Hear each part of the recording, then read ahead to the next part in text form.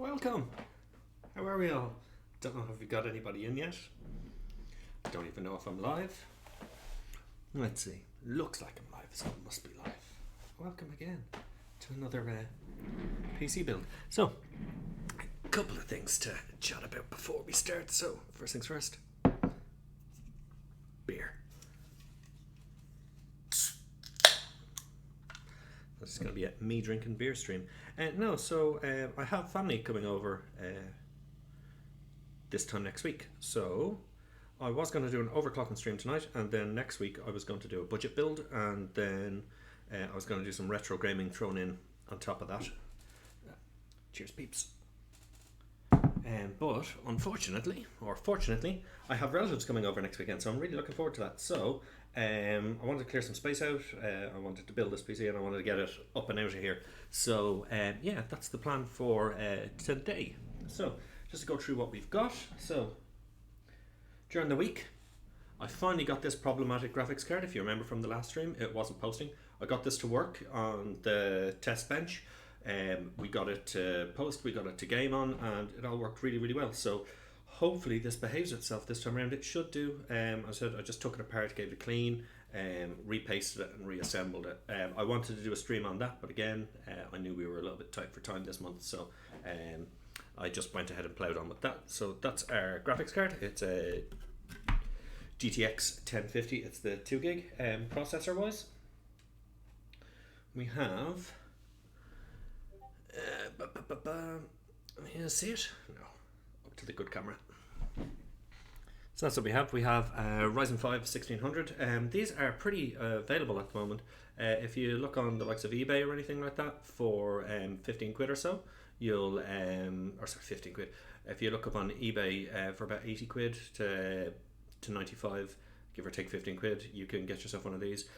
Obviously there's some new Intel stuff on the budget line that's released that's really, really good. So the 12100 and the 12400 will offer you way more performance if you can swing the budget to it, but motherboards are more expensive. So if you're trying to maximize as much as possible performance wise with a CPU, would recommend this little fella here. It's the first gen Ryzen. It's 6 core 12 thread, and it gets the job done for 1080p gaming. So that's the brains of the operation. So we're going Ryzen 5 and GTX 1050. That's what we're going mainly. That's just the stock cooler. I'm going to show you a little trick with the stock cooler that not a lot of people do. So when you mount this, it goes sideways like that, and AMD is kind of to the side there. I'm actually going to show you how to rotate that around so that when you mount it into your PC, it looks symmetrical. So I will show you that little tip for that. So that's just our stock Ryzen cooler. Big slam. So this was an eBay purchase for under 40 quid. We've got ourselves 16 gigs of 3200 megahertz Ballistics DDR4 RAM. So hey Phoenix, just running through the bits and pieces that we're going to be building with, and then we're just going to crack on with the build, and hopefully we'll get that together and I'll be able to stream it, and we'll be able to get it benchmarked and stuff like that. So that's the plan. Thanks on the t-shirt. It's QWERTY, if you've ever bought off them before. That's one of theirs. So that's the RAM. It's 16 gigs of 3200 megahertz DDR4. It's CL16. It's pretty good, and as I said, that was a bargain for 40 quid on eBay. This is brand spanking new. This is just a bog standard 480 gigabyte solid state hard drive. I believe they're under 40 quid, about 38 quid on Amazon. So that's our SSD. Power supply is an EVGA unit. It's a 600 watt 80 plus white unit, and this was $24.99. Now this is normally about 40 quid. It's a cheap budget power supply. It's good. I've used it before. It lasts, so would recommend. And at 25 quid, like, it's absolute steal. So that's our power supply unit. Motherboard, we've used this one before. It's super no frills. It's the MSI A320M Pro. It's very budget, but its socket will support pretty much everything up to 3000 series, and there's talk of being able to put 5000 series on it. It's really basic, but like the power delivery is it's okay, but for something like Ryzen 5 it's fine. I would not push it any higher than a Ryzen 5, but Ryzen 5 and below, absolutely fine. This was $24.37 is what this was on Amazon. So for less than 25 quid, you've got your motherboard, 40 quid for RAM, and then 80 quid for you're up and running for some sort of system. So that's our motherboard, SATA cable. There's some in that box as well that come with it, but just in case we need one. And then this is another budget case. This case was $24.99. So because we're going M-ATX, the last budget case we built in was like 35 quid, but it was a full tower, so that board would look absolutely tiny inside it. It would look absolutely silly. So this is a GameMax. It's got tempered glass side on it, a couple of fans in it. This fella was $24.99 as well. This one was an eBay purchase. So first time using this, feels awful light. Could be cheap, could be shit. We'll find out fairly shortly. Hey Sabrina, how are you? Welcome. So I've just done a run through of all the parts that we had and roughly how much they all cost. So we're going to crack ahead and just start building it. So please chime in if you want to see anything here, or if you've got any questions to ask, or they don't even have to be PC related. Feel free to work away. So first cab out of the rank. Let's get our motherboard out of its box. That's our motherboard. As I said, it's tiny, it's very, very basic, but it will get the job done. And for 24 quid, it costs nothing. How do you have such a sexy beard? Thank you, mine. Thank you, I grew up myself. It's to make up for the lack of hair on the top of the head.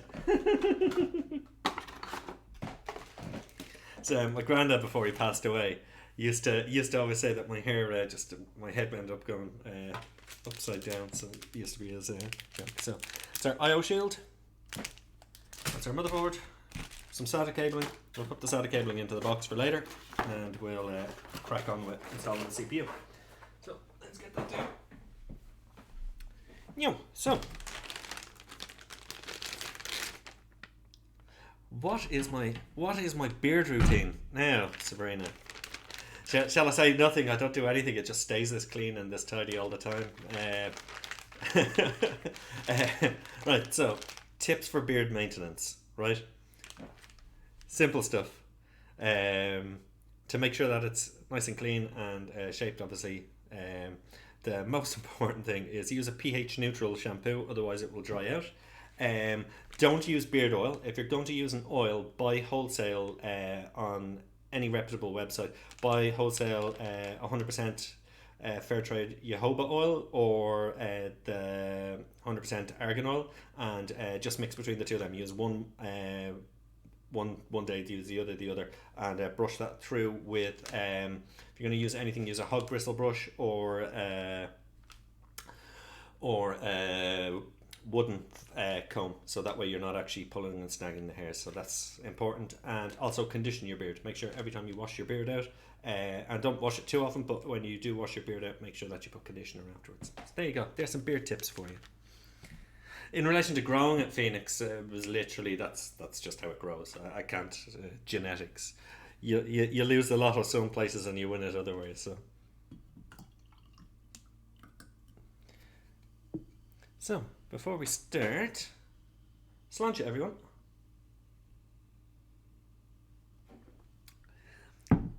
Sabrina, I'm sure your beard will be luscious. I'm absolutely determined to know that. If you decided to grow a beard, I'm sure it would be luscious.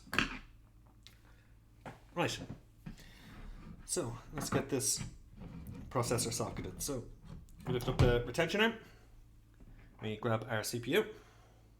We match up the little golden triangle in that corner with the triangle on the bottom there.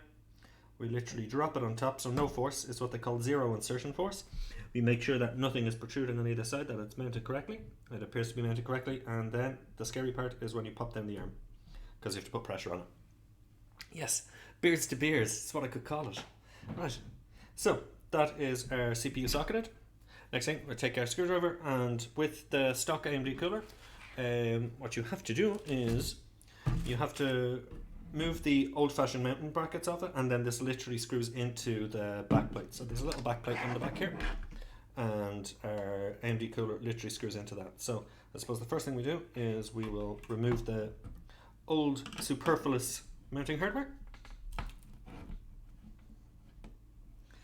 That beer deserves better than Carling. Is that Carling? It's Heineken, which I suppose is just as bad, but if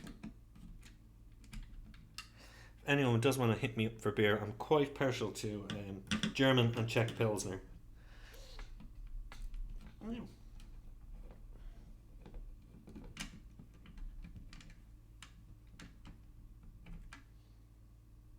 And obviously when I'm back home, it's pints of Guinness. But unfortunately, most of the places in the UK, the Guinness is shite. And it's a lottery I'm not willing to take. Love pints of plain.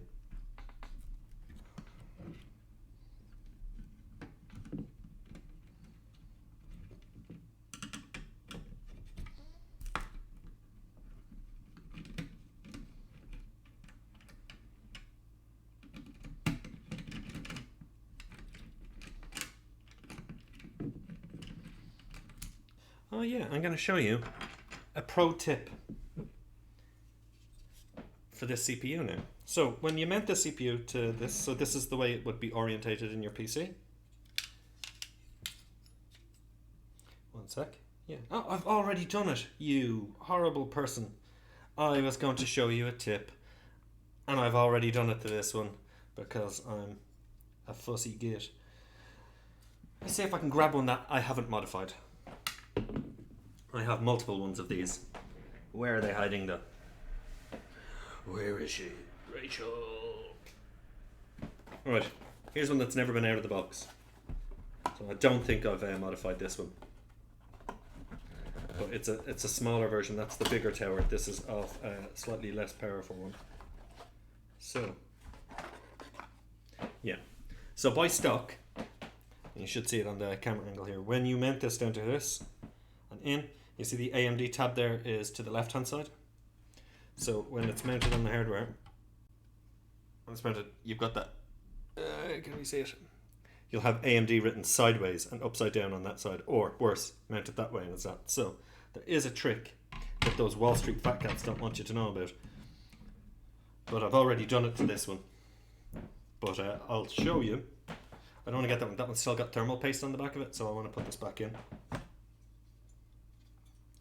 But as I said, this is that's the Spire and that's the Spire Mini. So we want this one on that because it's a larger heatsink, so better thermals. Let's pop this one back in. But yeah, I was going to show you a little trick on how to change that. But I suppose I could talk you through it rather than actually do it. I guess I go back into the abyss that is underneath my desk at the moment. So,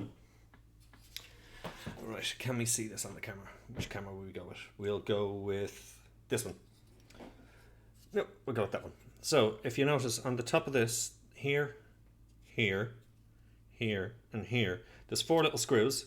It's a perfect square, so what you do is you unscrew it, pop it, and then just rotate it around to the way you want it, and then screw it down. So that way, when we mount this onto this guy, the AMD logo's to the top, so it looks a little bit better. So it's a little tip for you.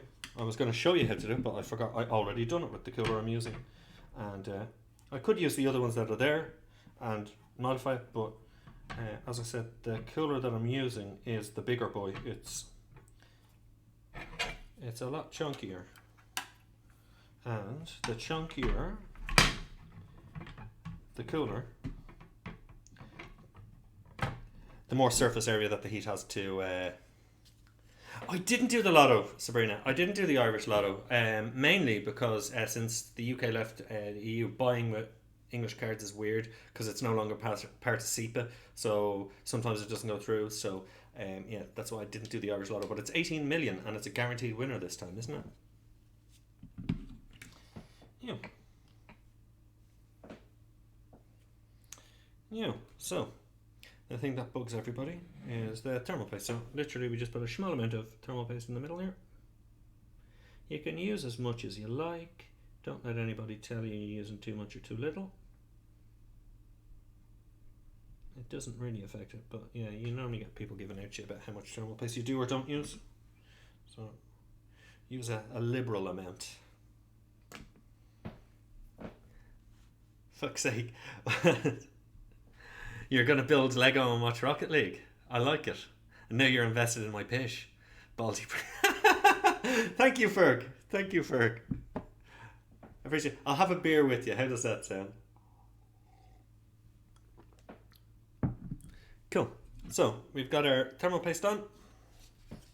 So we just mount in this cooler. So these have got spring mounted screws. So what you really need to do when you're mounting this is do opposite corners. So screw down a bit on this side till it's threaded, then the opposite side here till it's threaded, then that side, and then just go around and tighten it that way. So you do that. Otherwise, if you tighten it up on one side, you'll try and force it down on the other side, you'll crack the motherboard, and then you'll have a definite bad time.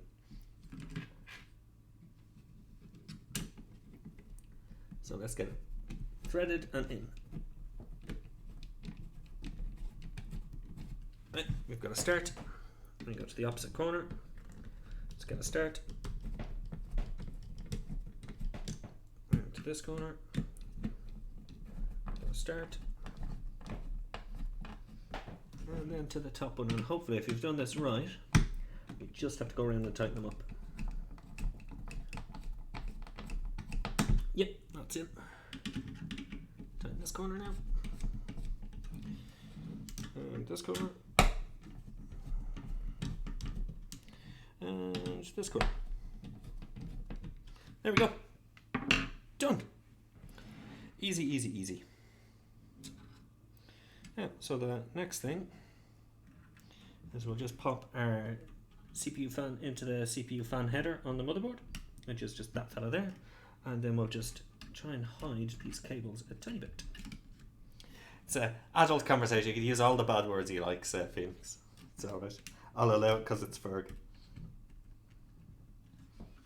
And let's see if we can just get this hidden in and under here so that it's not visible.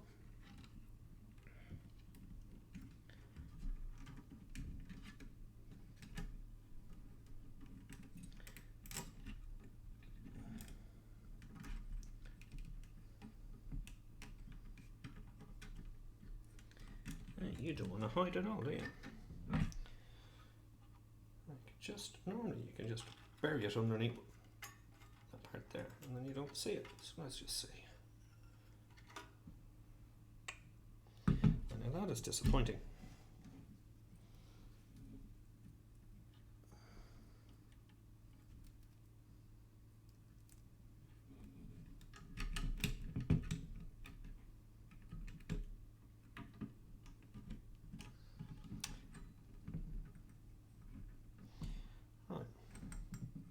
Is that my best job ever on it? No, but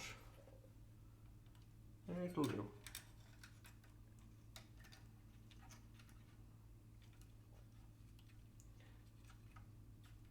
Ah, idea. And that way. Run it round. Run it back down. You can see why I have trouble tying shoelaces.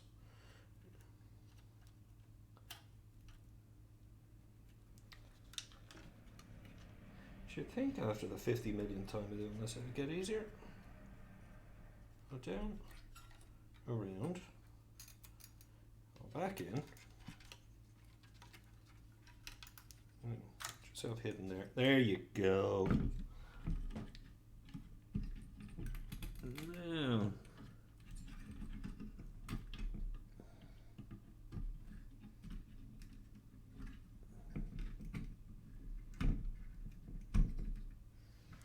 That's a little bit neater now. What box now? A GTX 480 box? Or is that a memory box? Which one is it? Is it? Ah, that box. 480 gig SATA hard drive for Coaxia or Kioxia make this one. So these are, if you haven't heard of these guys, these are the company that bought out Toshiba memory. So it's a reputable hard drive. It just looks like they robbed the NVIDIA color scheme. The graphics card we are using is, if you remember, I had the 1050 that I couldn't get working in the last stream. I got it working during the week. I took it apart, got it working during the week, benchmarked it, stress tested it, so it's all working. So that's what we're using. We're using that and Ryzen 5 1600 in this build. So Probably sound a bit boring because most of my builds end up being them. It's no Sunbow, yeah. Spluriest Chinese brand Sunbow. It's at the Curry's Essentials hard drive.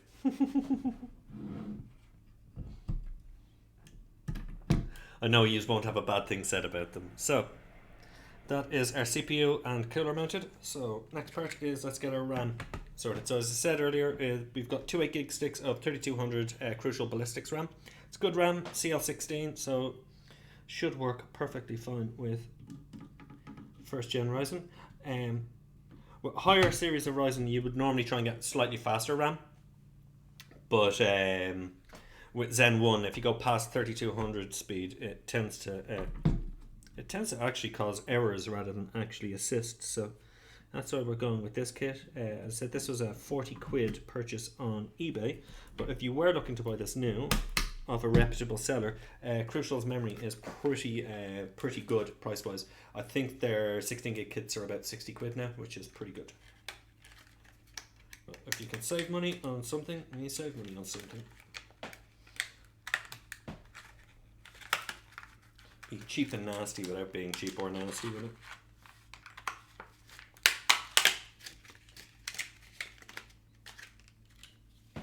Yep. This is our matching stick. So yeah, just make sure that you line up the little divots where they are on that. Just literally pop it down on top, and once it's lined up, you just pop until you hear it click, like this. There you go, it's clicked in on both sides. So there we are. That's literally the brains of the thing. Yeah, Crucial are one of them companies. So Crucial are owned by, oh god, they're owned by, I'm trying to think of the actual name of the company that owns it, but they're an actual DIMM manufacturer. So they make the actual DIMMs on the stick. So when you buy like off Corsair, you normally buy whoever they bought off, whether it's off Crucial or off Samsung or SK Hynix. So they go out, put out a contract, buy their chips, and then put them onto their sticks themselves. Whereas Crucial, their parent company, which I can't think of the name of, actually makes the chips that are on these. So you're always good sticking with them. Micron, that's the one. Micron are an actual fab for the chips on the RAM sticks. So yeah, you'll never go wrong buying a Crucial because they physically make the RAM themselves. So it's always a good sign. But yeah, that's why you can get caught out, like by buying Crucial RAM, by buying Corsair RAM, like in my own PC. I ended up with a kit I didn't want because it had the exact same name. It was the Corsair Vengeance RGB RAM, and the specific serial code ones I got were cheaper ones. It was the right speed, but when I wanted to try and drop the timings of it to gain some performance, it just didn't behave the same way. I was like, why not? There should be Samsung B-Die. This is good stuff. And then when I opened up and checked actually in CPU-Z, you could see it wasn't. It was actually a lot cheaper when it was like some sort of C grade SK Hynix RAM that was single channel, not dual channel. So yeah, at the least with Crucial, you know what you're getting. You're getting the Micron sticks, and you'll know what specific dies they are before you buy them. You won't end up with whatever the hell they could buy on wholesale. So, little tip, yeah, you'll never go wrong with buying Crucial RAM. Now, so I suppose we can put that aside, and we can find out what's going on with this case. So let's actually just pop this. Do we have the box of this still? I do, but it's yeah. All right, let's just pop this here for a sec, and let's have a look at our case. So this was, as I said, this was 25 quid on Amazon. So this could be nice, it could be shite. It was cheap. Oh geez, let's unbox it on the ground. You have wobbly camera angles all day long otherwise.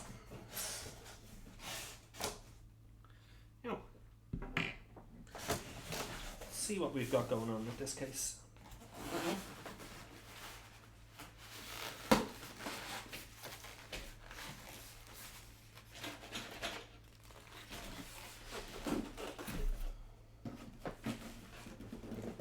So yeah, this is some sort of GameMax Expedition. It's a micro ATX, so it should be perfect size for our board, and that's why we bought it over the one we bought last time. But it's got a solid front panel. It doesn't have mesh on the front, and that is a pet peeve of mine. But when you're building budget PCs, if it looks decent and it doesn't thermally kill your components, you'll take whatever you're given. So let's see if this is swanky, or let's see if it's horrible. Let's see if we lift that up just a tiny bit. So that's what we're working with this week. It's cheap as hell, but yeah, it's got some sort of design going on the front. Magnetic mesh filter on the top. It's got the tempered glass side panel, which we won't unpeel because we leave that for the new owner of this. Let's have a quick look to see what's inside. This is literally a blind buy, so I don't know if this is going to be ridiculous inside or if it's going to be nice. Oh, it's not a tempered glass panel. It said it was. It's Perspex. Stupid Perspex. So what have we got going on inside here? We've got our bag of random shit. Let's see if we can get that out.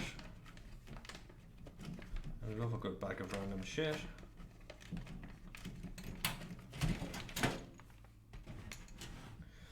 Bag of random shit. We've got a basement anyway for our PSU. It's not too bad. What have we got inside of this?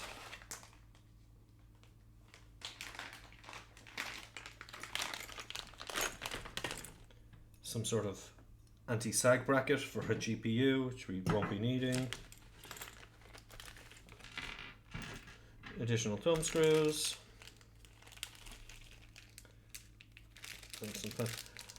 Oh, points deducted. Points deducted. I mean, that's quite nice. That might be used at a later stage. Anti-sag bracket for a GPU is quite useful. So that little fella, I mean, that might be used in another build along the line when we're using a chunkier GPU. So points for anti-sag. Mounts for fans. We have one mount.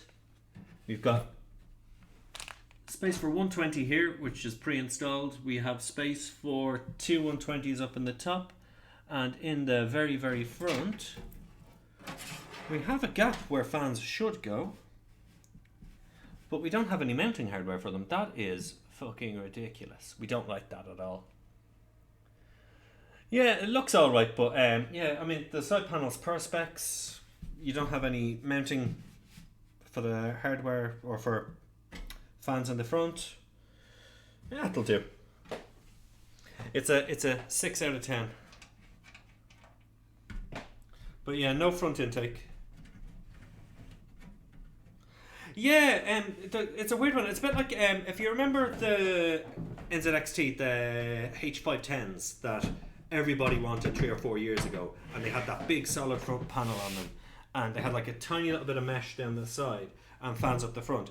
Those fans at the front actually moved nothing. The whole thing was, if you had the two fans at the back ejecting out air, it literally would pull air from everywhere else through it. So any gaps in the case, so like there's gaps here where air can get in, so it will pull the air in and eject the hot air at the back. So it works better in negative than it does as a positive flow case. So it should work. But yeah, you are kind of dealing with for 25 quid, you're kind of dealing with very, very budget orientated, make it look gamer as possible.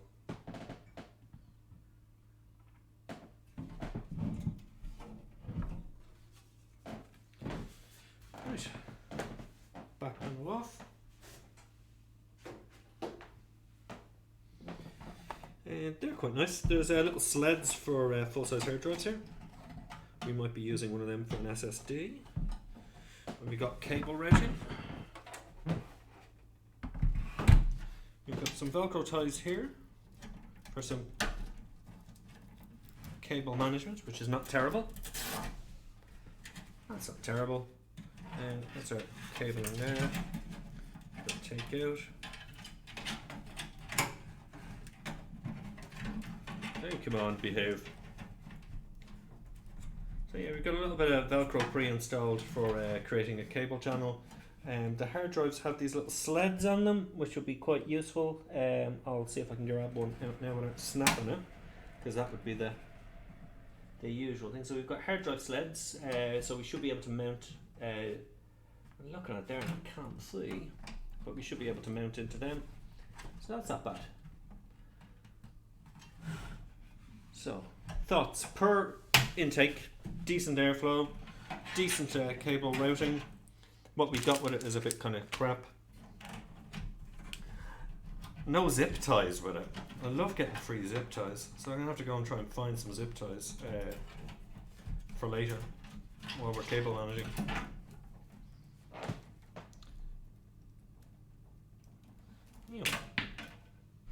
So yeah, you wouldn't put anything high-end in here, it would choke a certain death. But for the low-powered hardware that we're putting in there today, we should be fine. So what have we got up on the top for inputs? We have two USB 2.0s, one 3.0, headphone and mic jack, reset button and power button. So that's what we've got. That's what we're working with.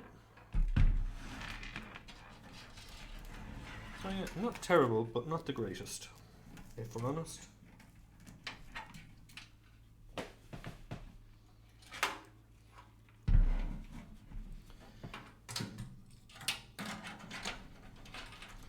So I suppose the first thing to do is route this wonderful cable up and out. Right. Should be. Yes, 1 sec. Untry this. Untie me, you knave.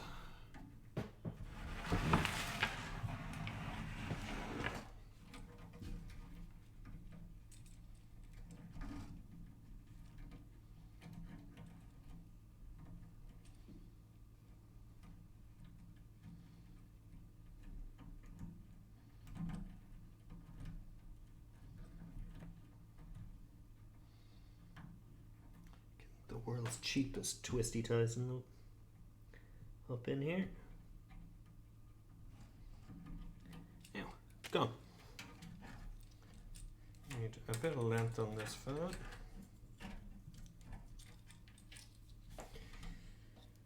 And now that we've got it unraveled,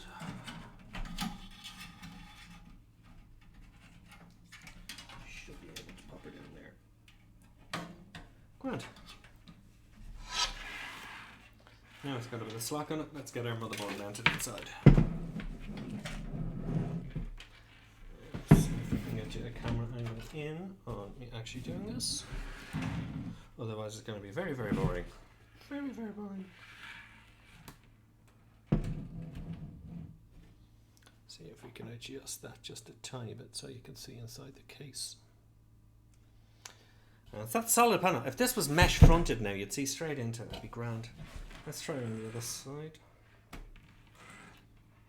Right. You're just going to have to take my word for it that it's going to be mounted correctly. I don't think I can... I don't think I can get you a camera angle in. Oh. Weird. I have never had an issue trying to do that. With bigger cases. Let me just see if I can... push this forward a little bit, you might get an angle into it. Hello, Crimpass, how are you? Yeah, that'll work. You can get a better angle there. Let me get into the case just a little bit. Yeah, need more cameramen.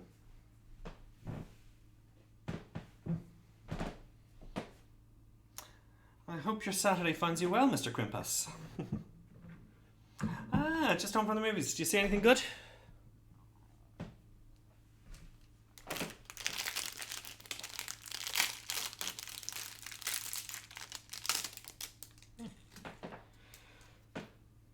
Let's make sure we've lined this up correctly. this the way it goes in. So our rear panel, new Spider. I haven't seen it. I just haven't got to the cinema. There's one cinema that's down on the train, and I have not gone to see it, and I really want to see it. I am a big Marvel fan, and I have not seen the new Spider-Man, so for shame me. Alright, so let's get a rear I/O mounted. So just push this in until you hear the click. That sounded like a click, not click enough.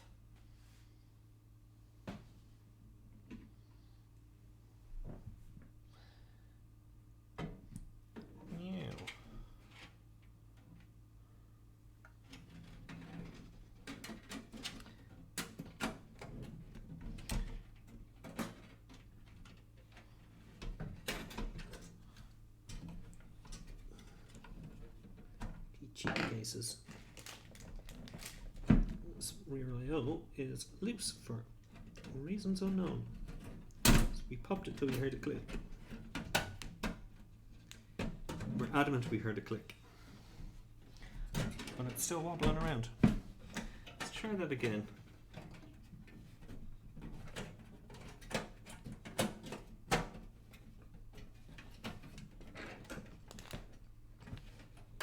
Oh, it's definitely in there. Why is it falling out?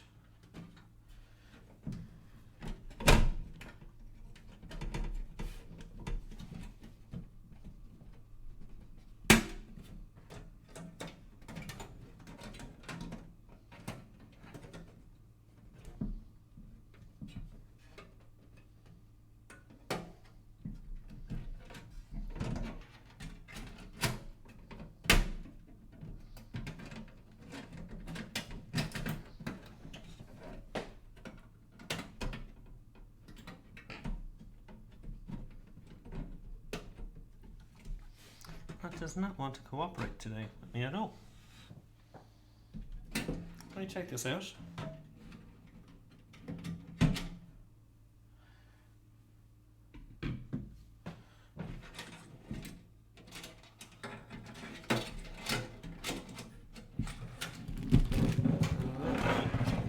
Get in trouble for felonious assault on this I/O shield.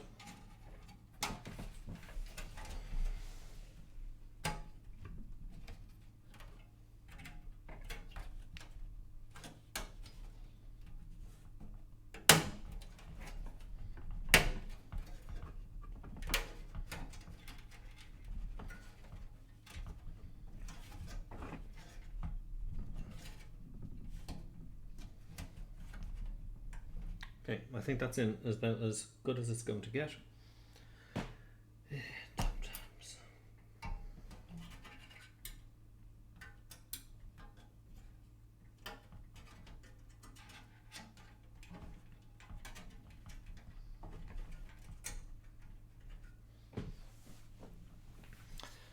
Right, that should be in. There, that should be in now. Hopefully it doesn't go moving. So, yeah, so basically all you're doing is, once the rear I/O shield is in, all we're doing, I'm going to remove this. The reason why I pre-routed this is because I thought I could put it underneath the motherboard and it'd be out of the way. But it's directly over the I/O, which is just getting in our way. So what we're going to do for now is we're going to just pop this out here, and then we're going to line this guy up, and hopefully that cable won't be in our way while we're lining it up, and it'll just slot in as intended.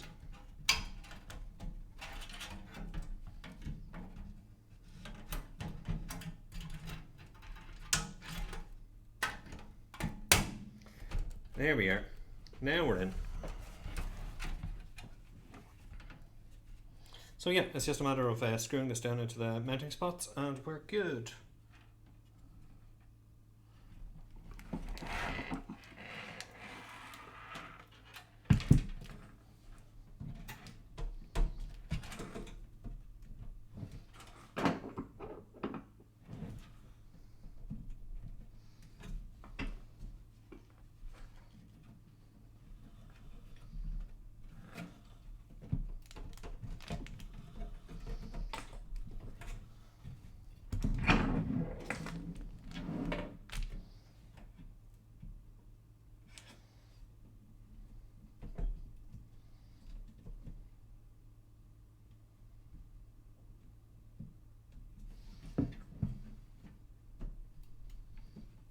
Still not happy with how that's mounted.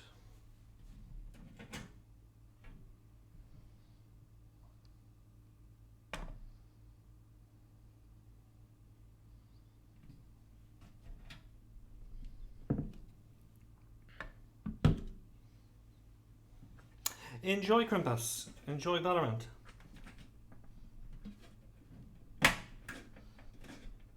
There we go. I think that's the last click that we needed.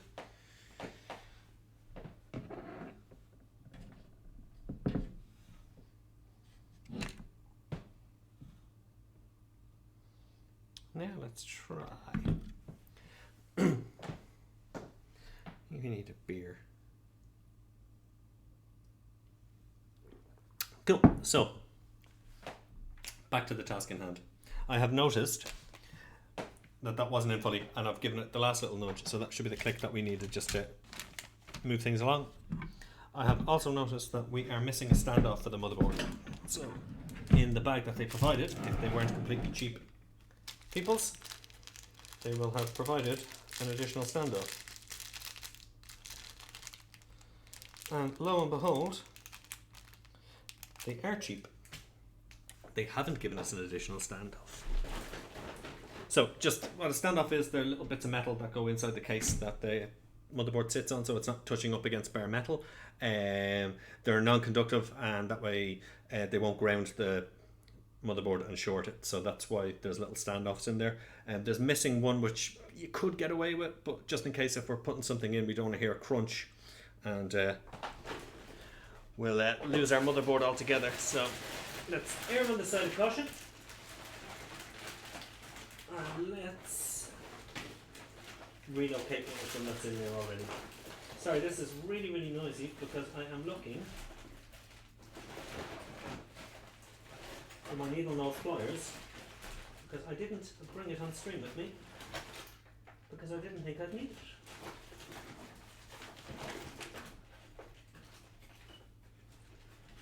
Well, actually, where is... Ah, even better. Even better. I have found one. Yeah, so these are what they look like. Oh, I've dropped one. Oh no.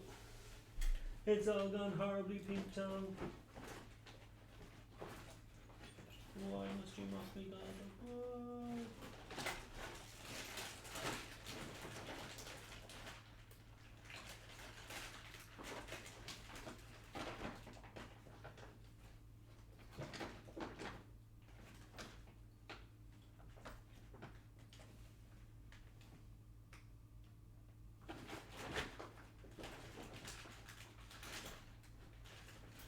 Nah, lost.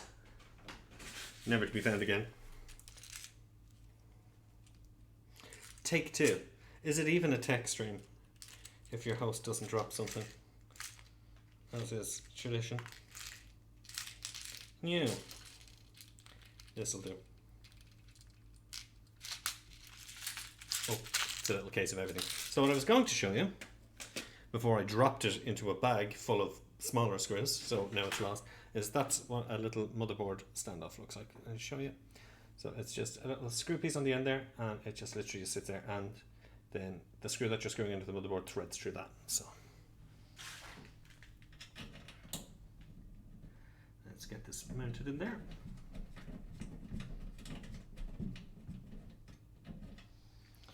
And hopefully it's the same height as the other ones. It appears to be. So, back to take 5 of trying to mount this motherboard.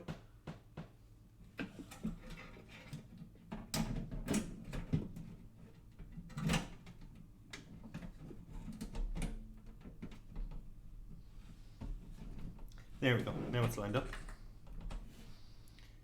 Need to do a tiny bit of finessing to keep it there, but yeah, it's all lined up. We have the right amount of standoffs underneath it. It's going nowhere. Perfect, right. So, let's get that bag of screws that they gave us, and let's use their cheapy screws to get this one mounted. So, let's go. Thoughts on case quality? Crap, Phoenix. It looks nice, but the metal is very, very thin. The side panel is Perspex, and there is nowhere to really mount any forward fans. So it's literally all exhaust. So it's 25 quid, and it looks nice when you see it when it's set up. It looks the business. But yeah, if it was for me or for a friend, I wouldn't buy it. But as this is for our monthly budget build, I would definitely say the one that I got for the last stream for 30 quid was much better. But the reason why we didn't go with the 25 quid, you get what you pay for. It'll look nice. That's probably the best we could say about it. But the reason we didn't go with the last case, which was only 33 quid and was air focused, had huge chunky fans in it and all that, is the motherboard we're using in this is Micro ATX. It's quite a small Micro ATX. That's a full tower. If you put that in it, it'll literally look like a postage stamp top left. No, it was 33 quid, Phoenix, the last one. It was a special over Black Friday. It was cheap, but it had a lot going for 33 quid. The only thing is it's too big for this build. If I'd have put that motherboard into it, it would look like a stamp at the top left-hand corner. So this is a more reasonably sized case for this specific build. But yeah, it did look premium, didn't it? It's like a Lian Li 215 clone. Yeah. We have our screws, and we have a start on this now.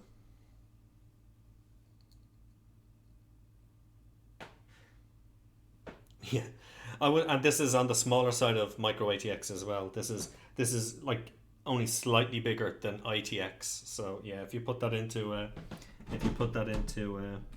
full size tower, it would have what they call motherboard dwarfism, I think is what the official term they use.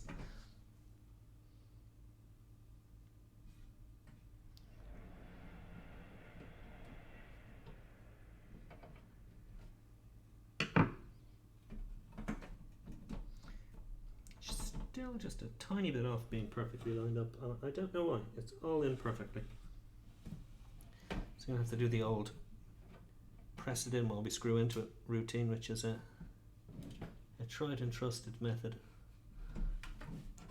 of when your motherboard's not fully cooperating. Just slightly push it in while you're mounting hardware.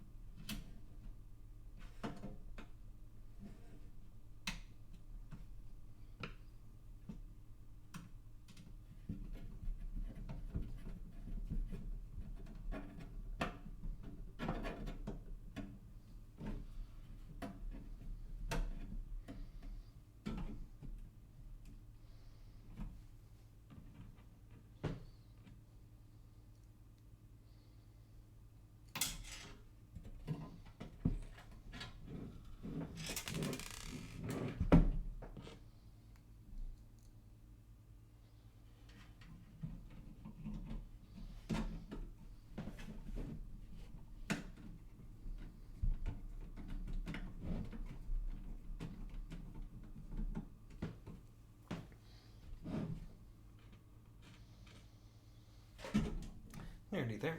Just 1, 2, 3. 3 more screws to go.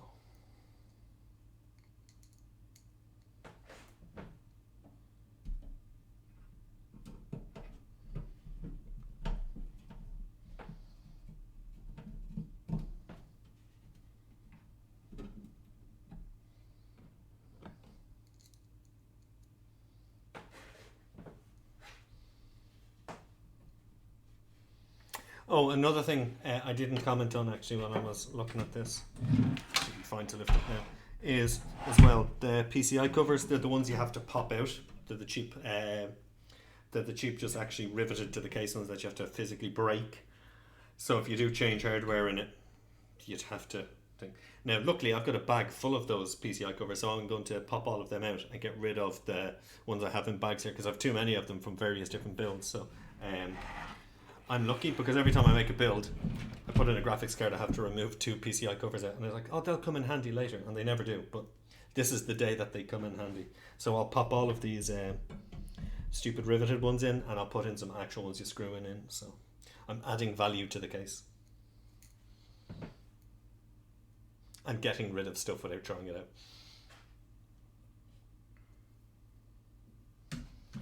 Yeah, let's get you in.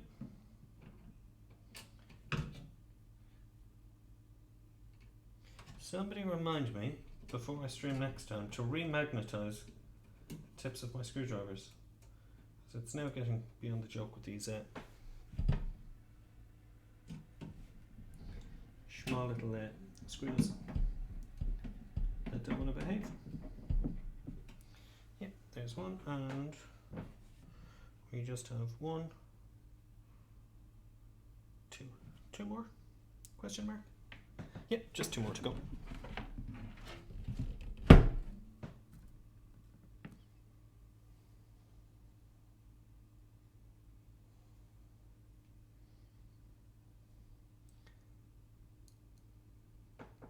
I have so many of them. I have a bag bloody full of them.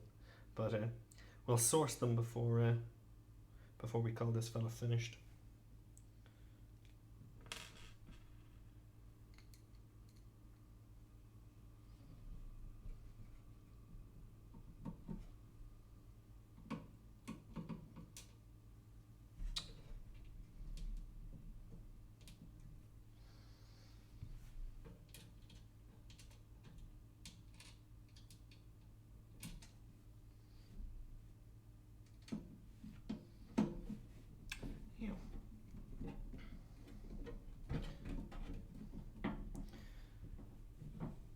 Done, and 1 more to go.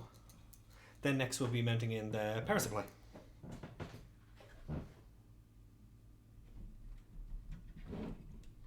We're going to go power supply, rent the power supply.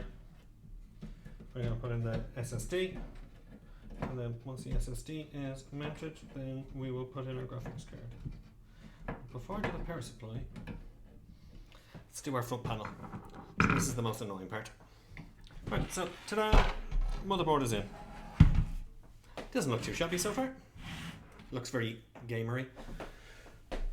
Right, let's get our front panel sorted. Front panel HD audio. Where is... That's USB. That should be front panel audio there, but the pin's wrong. Ah, there it is. Just a little bit further in than we thought.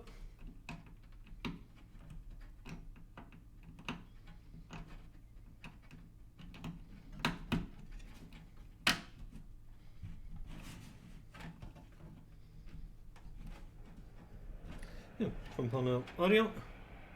Let's get our USB sorted. So USB 3.0.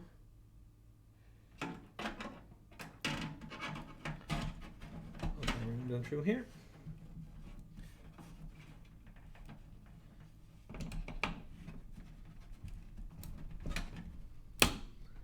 It's USB 3.0 mounted, and I believe we've got a USB 2.0 to mount as well, so up and out and around.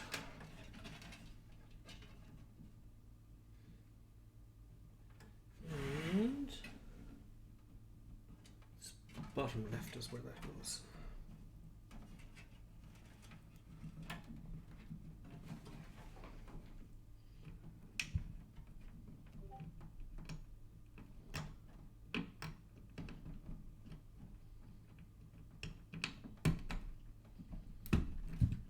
Yeah, that's USB 3.0 done. USB 2.0 done. And our front panel audio. So that is our 3 annoying little cables at the back done.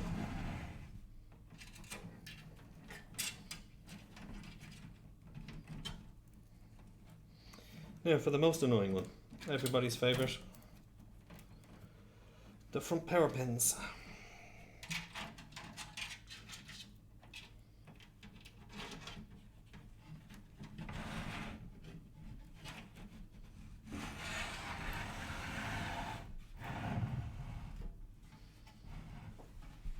Now, I have done this loads of times on this board. I should know exactly where they all are.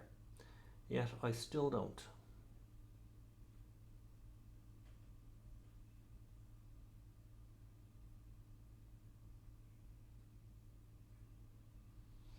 Yeah.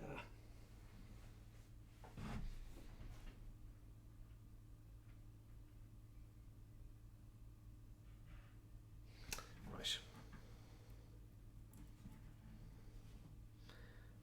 Power and reset are first two.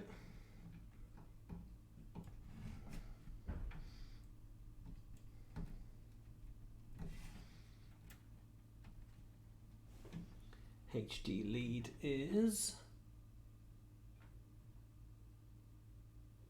HD LED is the next two.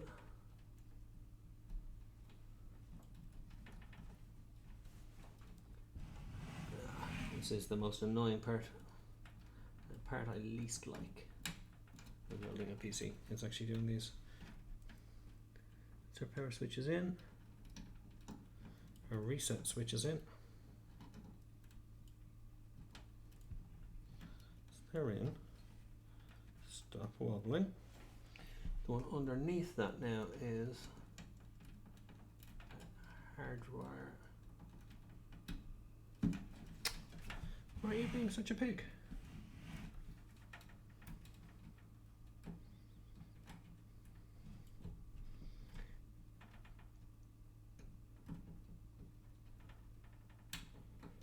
Reset switch next.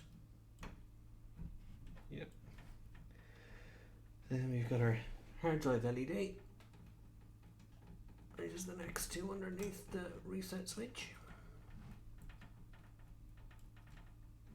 Oh.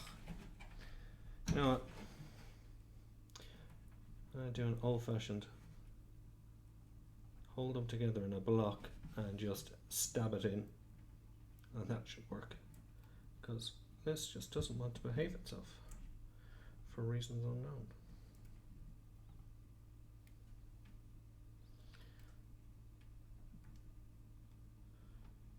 If we line up the 8 pins together,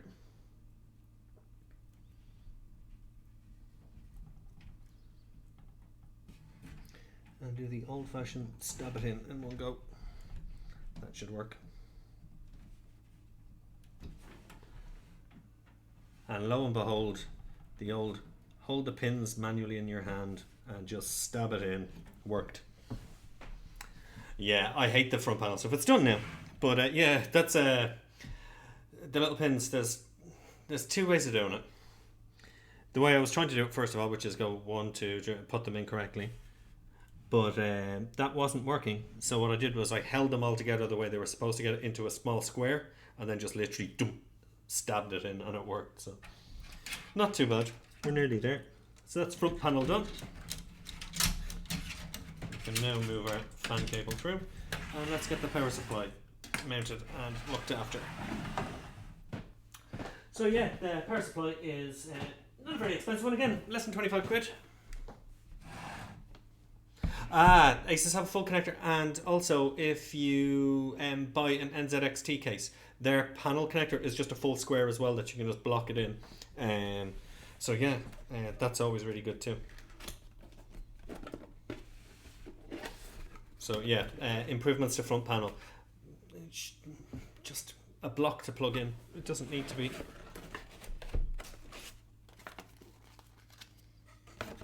Doesn't need to be overly silly. But yeah, back in the old days, like Intel had their own standard.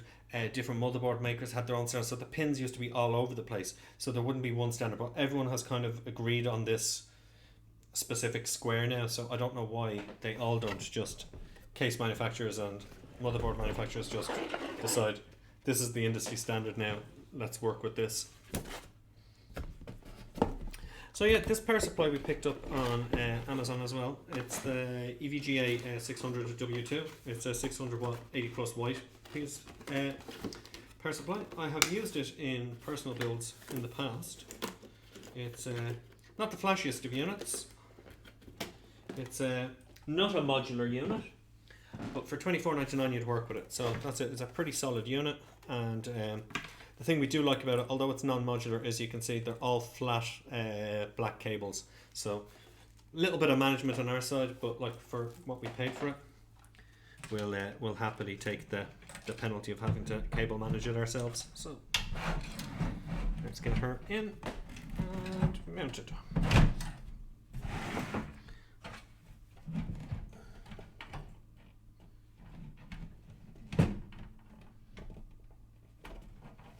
There we go. So did they give us 4 proper size screws for this? They did. Well done, Game Max. You won't lose points for not having the right screws. So here we go. Let's get these fellas all mounted in.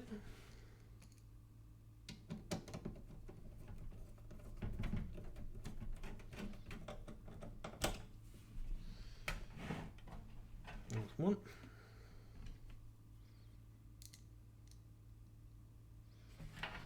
And the next one in.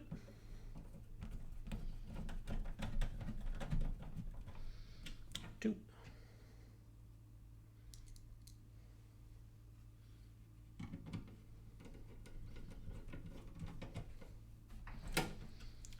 Three, and family number 4. Just down here.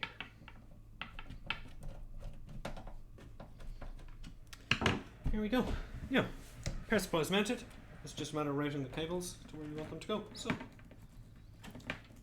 let's get our 24 pin in. Yeah. We could try and squeeze it around that way. That might look good.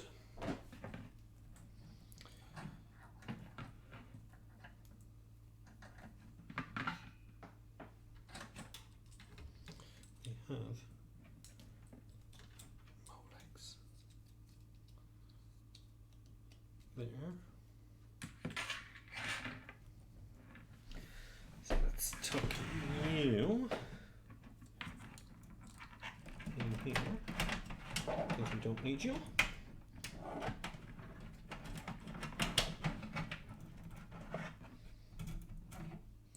We will need our EPS 12 volt for the top of our supply.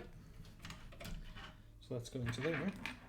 And then we will need a SATA for our SATA hard drive, which I'm thinking we're going to mount on the inside for a change. That might look nice. We might change that. So let's pop you from here for now.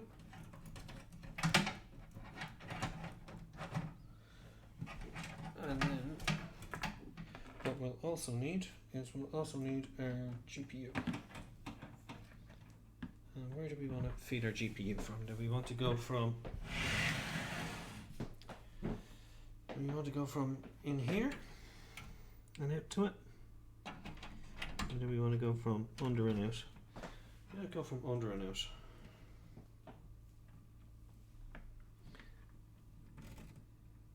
I'm just trying to think of where it'll line up. It should be there roughly. So yeah, we'll go under and out with that. So things we're not using, we should be able to just tuck them all up and put them to bed nice and quickly.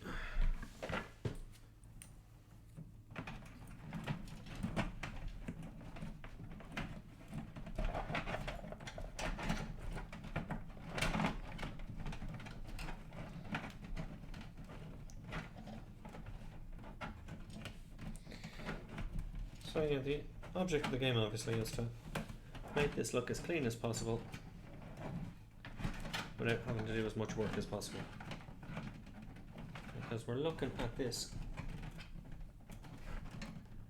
and if I'm totally honest with you,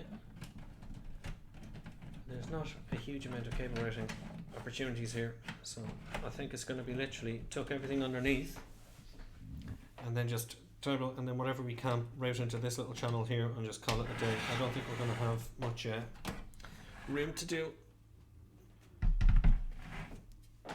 a full 100% cable managed within an inch of its life style job on this. So I think we get our 24 pin in. Oh, of course, it has to go like that, doesn't it? That's why going the other way would be better. I'll make sure this might be a little bit neater.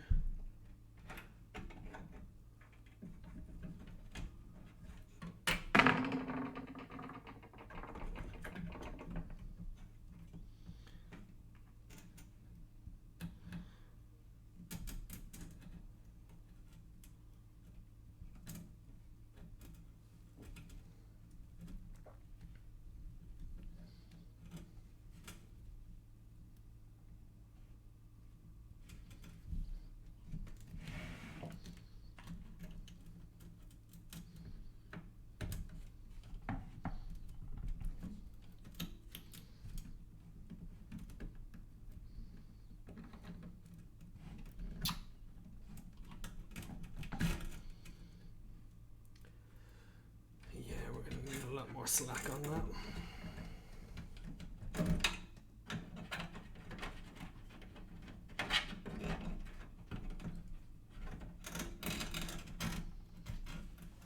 That'll work. Right, so we're just going to literally pop this one up onto here. And then we're going to just feed our rest of our 20 pins in. Behave.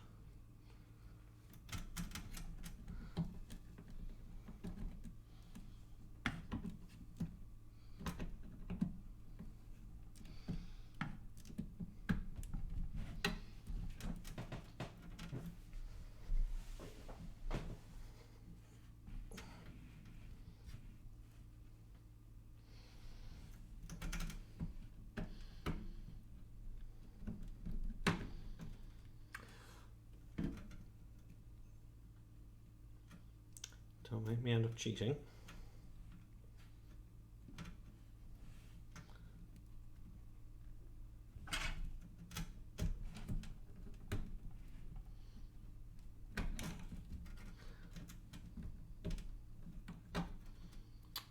For God's sake.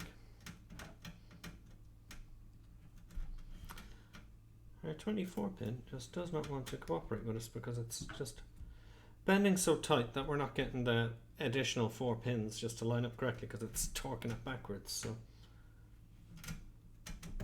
and that comes down to the case design.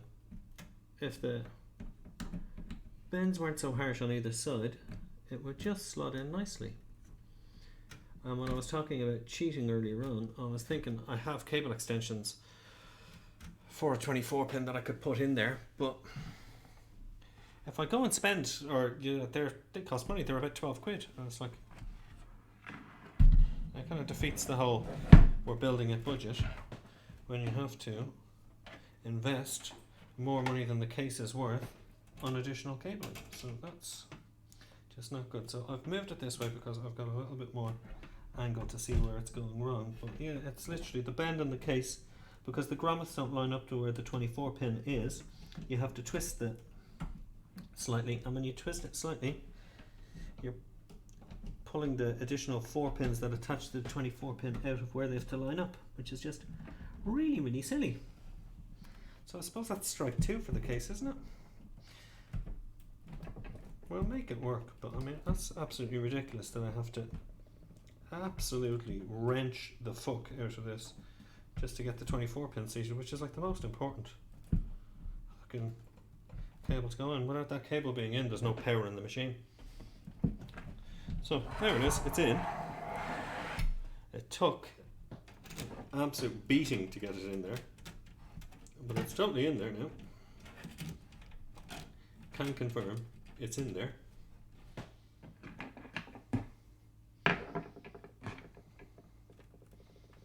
And the next thing to go in is additional CPU power. So that one should be a little bit easier. Just right up the top here, there's on this particular board, it's just a 4-pin. So we just line that up into there, and that's it done. We hope. Yeah.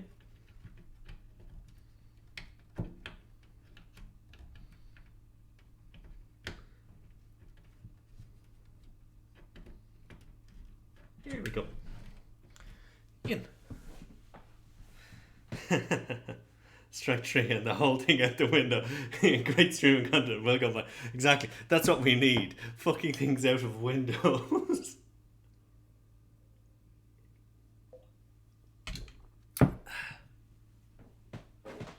Handsome, bald man. Thank you, Teeter, for joining. Thank you. You're far too kind. You're far too kind. Now, that is that sorted. So we're gonna mount the hard drive, and we're gonna actually mount it inside the case this time around, I think. Let's just see what this is. Install.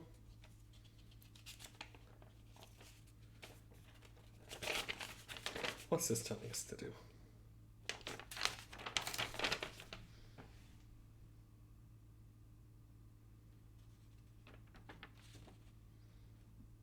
Yeah, it's saying the same thing that I was thinking of doing. So what it wants us to do, read the fucking manual. I was actually taking it out of the bay because the bay was in the way. I had to read a manual. I invented the manual on how to break things when building PCs.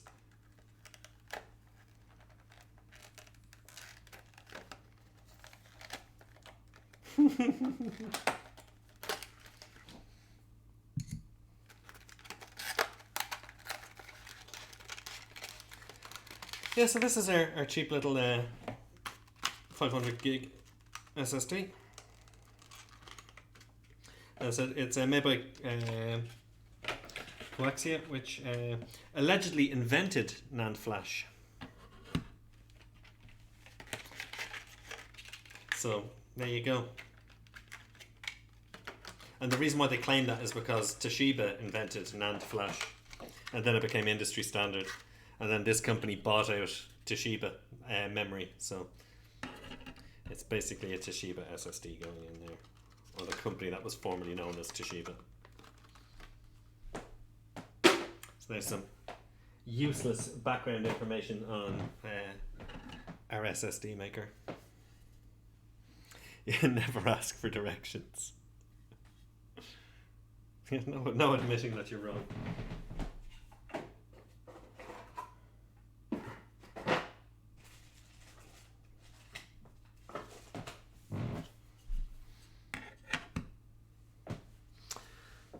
So,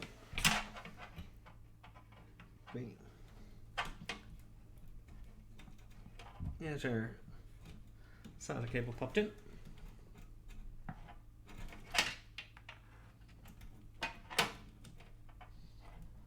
Really want to put it in this top one here because the lower one, the GPU is going to go right over it, so we want to go for the top one, but the top one is obviously right beside where this N24 pin is. So there we are. That's our SATA cable in. We should be able to run that in behind here.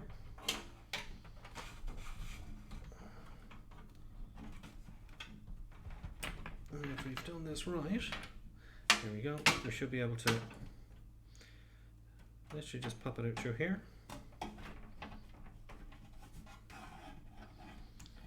And up and in, and then tidy it. So that's where we're going to put it. Sorry, more like that. And that's where we want our power cable to go.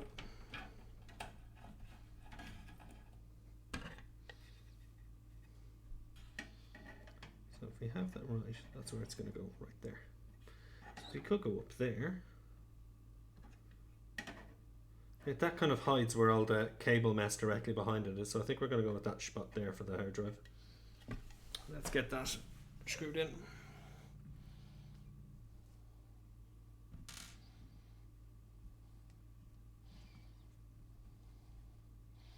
Why don't you ever ask for directions, Phoenix? Is it man pride, is it?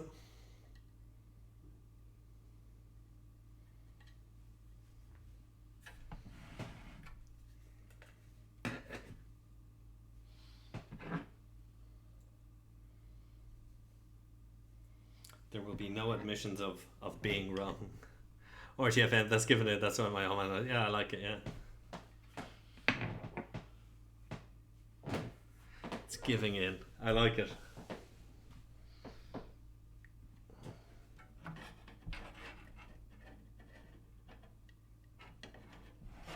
What have you been up to, Teeter? My favourite Dutch guildie. It's my only Dutch guildie. Unless you count Glenn as or Reg as a Dutch guildie.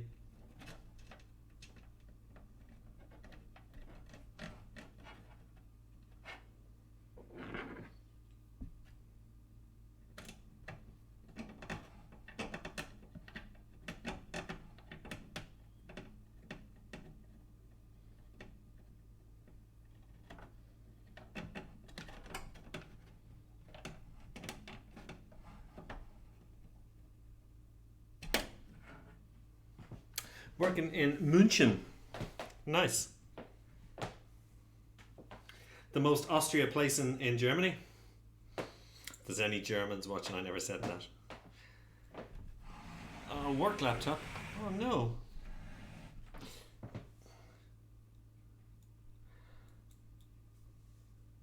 If I'd known you were stuck with just a work laptop, Teeter, we would have sent supplies.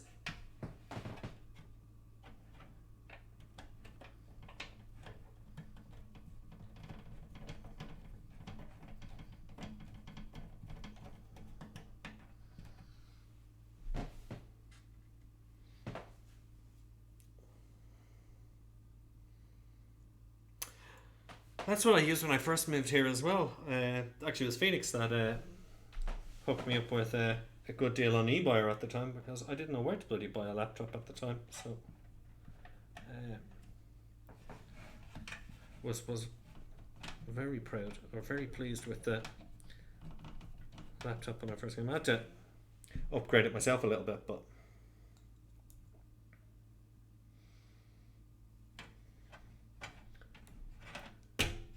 You're drinking Erdinger. Or Paul Anner or Francis Canner. All sorts of other German beers that I'm familiar with. Right. I think that looks actually quite nice in there, because it's physically hiding, because it's such a cheap bloody case, it's physically hiding the cables that are running down that way by sitting it in there. So we don't think it's too bad in there. It's got a bit of, brand recognition in there now,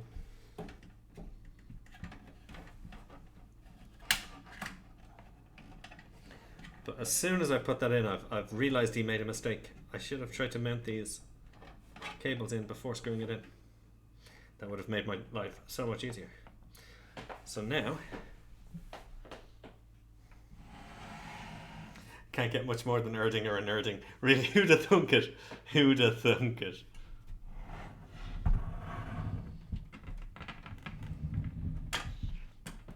I mean, the place that's home to Erdinger sells only Erdinger.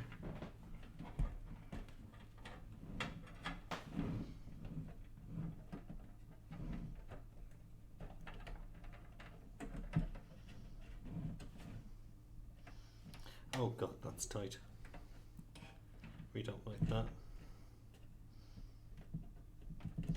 These companies, when they're building cheap cases and they're putting mounts for stuff in places, they really want to double check themselves before they wreck themselves. That is absolutely deplorable. That cable will not mount in there at all. It's too fat. I should have done that before I actually put it in, and I would have tweaked it before I screwed it in, but we'll see if we can make it work with some old school fucking using the force, but it's not very good.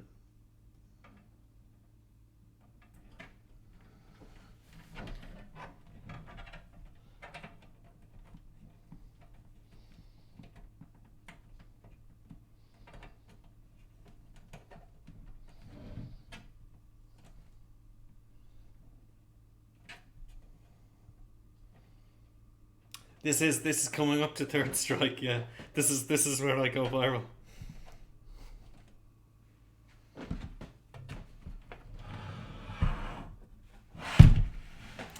Yeah, Helles is nice. Vice beer. I'm very much a Pilsner kind of person. I always love a good German and or Czech Pilsner.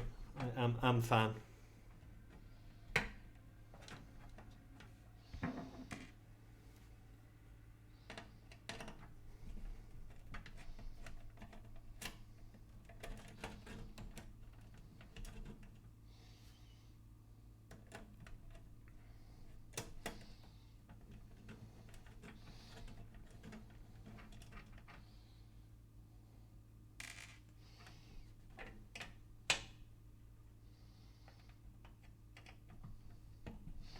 There's a super easy solution to this.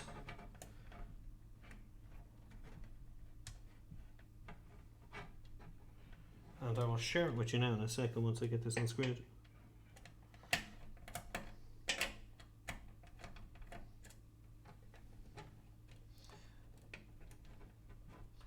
So yeah, this is the second budget case I've had issues with how they've designed the mounting hardware for SSDs. I am totally not against internal SSD mounting like that. In some cases it can be quite nice looking, especially if it's covering up a big gap where a load of cable is running. But if they're going to do that, what they really need to do is they need to give you little rubber spacers to go on this side so that it's not raised and up against it, because what's happening is I'm trying to plug in the cables, but the cables themselves are too fat up against the metal, so there's not enough clearance to put them in. So I'm going to try and connect it up and then screw it in, and hopefully that will work. And if it doesn't, I'll see if I've got some grommets just to take it out. If not, I do have backup plan. Backup plan is 3M tape on the back of it and stick it on. But we'd rather do it properly than fudge a solution, because the only issue is with 3M tape, if it's for me, no bother at all. If it falls off, we'll just 3M tape it back on. But when it's in somebody else's build, and that happens, they think, what the hell was the person thinking? And they will scream that it's broken when it's not. So let's get this fella in. Let's see if we can mount it now that we've got the cable screwed in. I can feel there's a lot of torque back on this now that we've got the cables plugged in before we're mounting.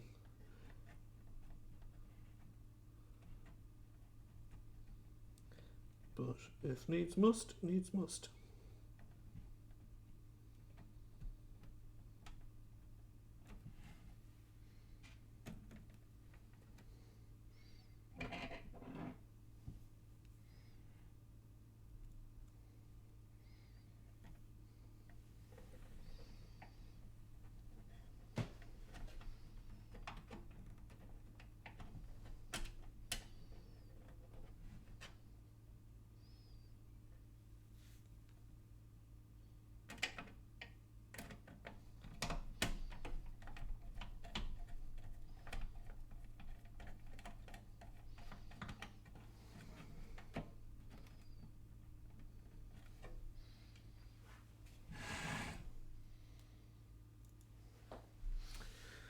Looks like the case is going to live again. It's not going to be thrown out quite yet. So yeah, the case has got lucky this time. It has got lucky again. It's on thin ice though.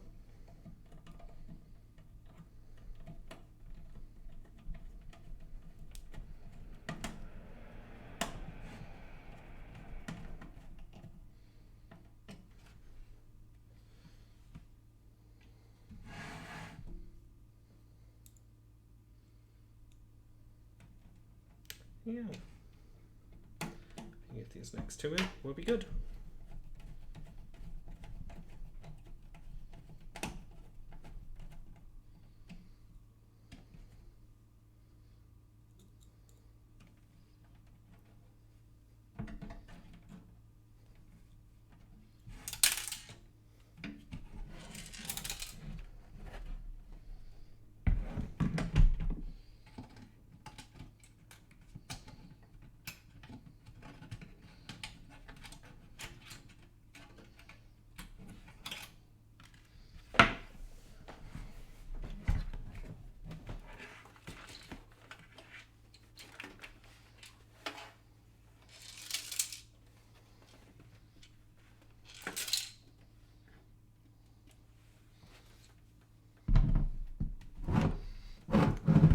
Is everybody's least favourite noise. That's there's a loose screw in the case somewhere.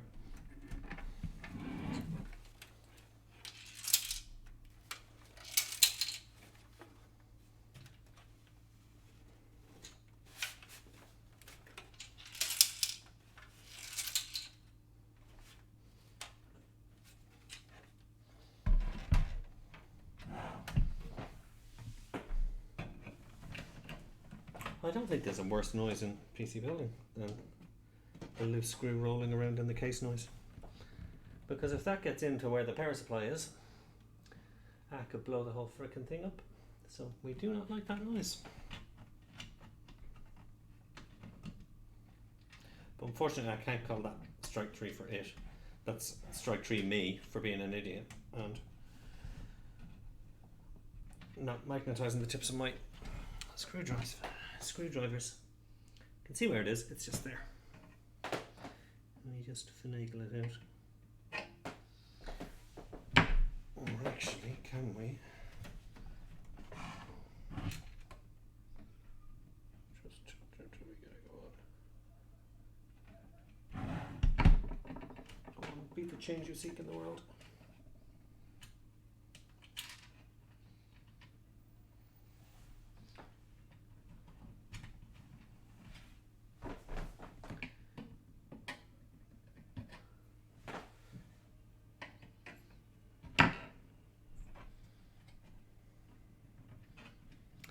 Free light show where?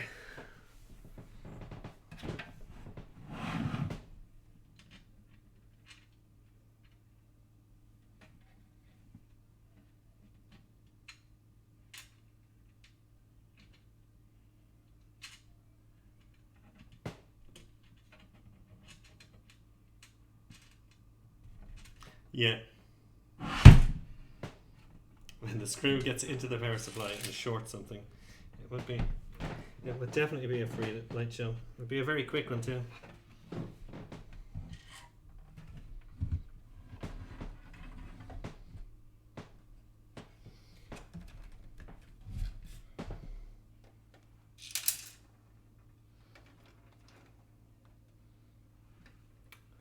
I believe we have it.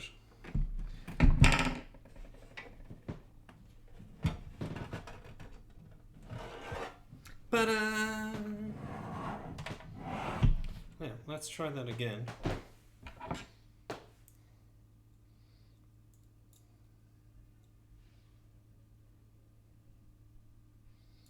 But this time, let's not drop the screw into the fucking motherboard.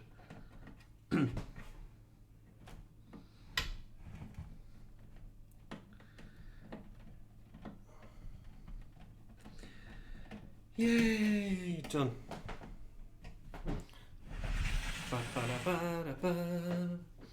Almost looks like a PC now. Almost. We're not out of the woods yet though. And yeah, this cabling is going to need a fairly solid job done to it before we call it anywhere near close to being finished.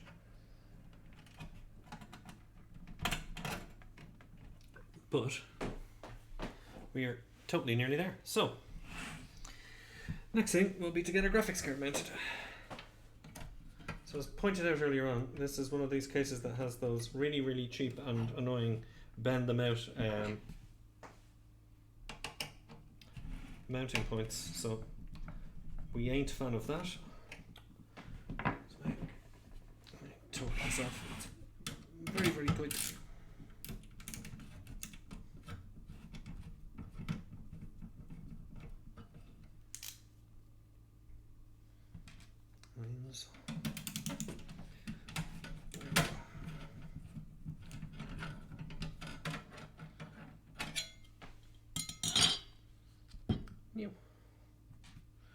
So yeah, we're saying this is one of these really, really cheap solutions where these all have to be physically bent and snapped off, which is just absolutely cheap.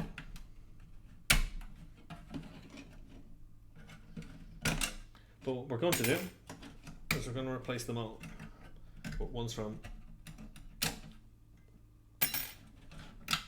PCs that have gone to new homes.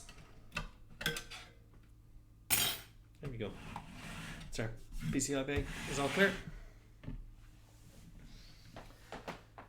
So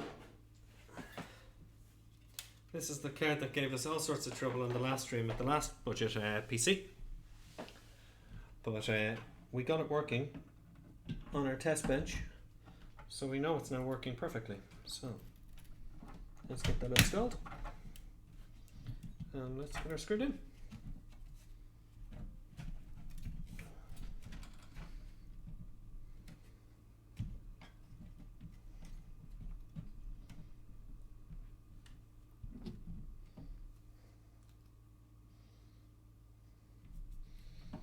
Well, there's quite a lot of sag on this as well, which is strange because there shouldn't be. So we might have to use that anti-sag bracket that comes with this machine, because that is a model for getting broken as we're talking. And given that the graphics card will be the most expensive thing in any budget machine,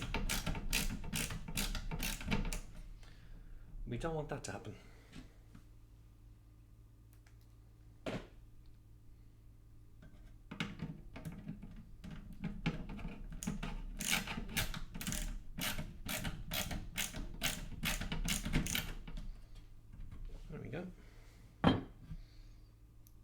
That's a little bit better, but there is one feature, Phoenix, that I actually like about this case, and I'll show you it now.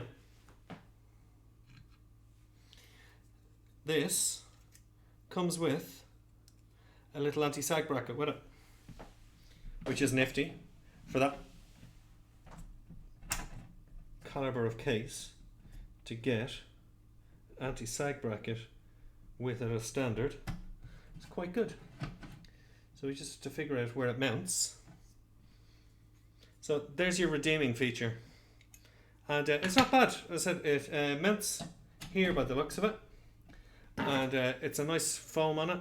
So yeah, we might put it there or we might put it just there, depending on where we can get it mounted.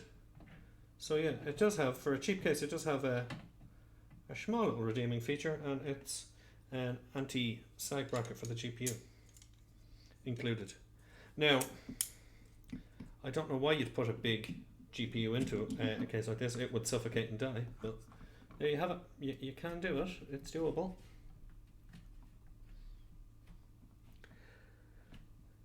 And yeah, as I was saying, I was hoping for some fan mounts here, because I've got plenty of fans I could throw into it, make it a little bit better for the next owner, but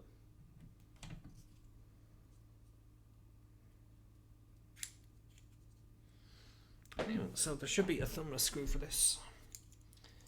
Then attaches this to this, and that's it. And And that just screws into there, I believe.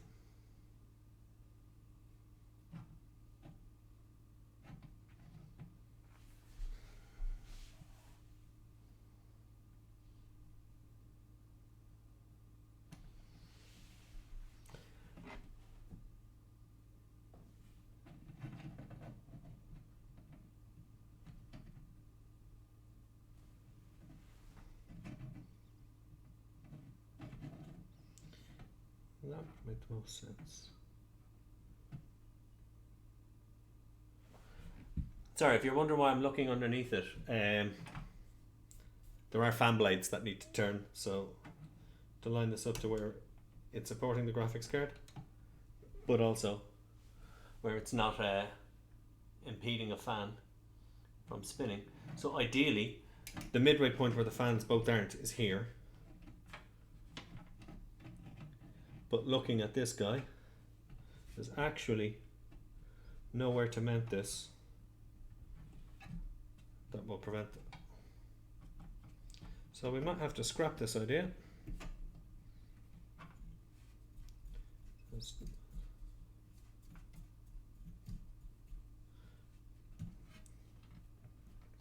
If we can't get it mounted somewhere, that's not preventing that.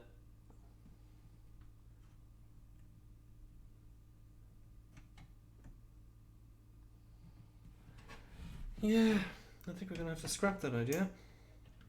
Unless we can put it here. And again, yeah, we could use some 3M tape or something like that to hold it in place, but if it gets dislodged in transport, we'll get given out to. You know what, I think that's what we'll do. We'll use it, but we're going to use some mounting tape, and we're going to put it to the back here, so it's not affecting the blades from turning, and we'll just lift it up a tad, and that'll stop. Look, looking at it there, it's fairly secure now that we've screwed it in, but we may or may not use that. I think that might be at a later stage, not tonight. As this has gone on for an awful lot longer than the last couple of build streams have gone. They've only taken like 2 hours and it's done. There's just been a lot of little messy bits and pieces with this one that haven't gone to plan. And I wanted to get Windows installed on this and get some benchmarks done and share it on the capture card, but looks like we're not going to be able to do that tonight, which is all sorts of pities. Now, if I'm not mistaken, the best way to mount or to pop this in is to pop you in.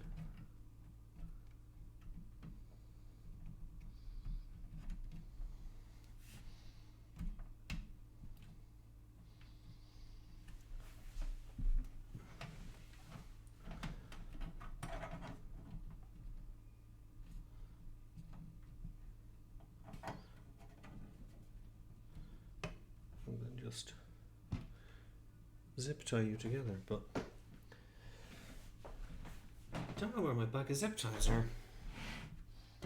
We have one zip tie.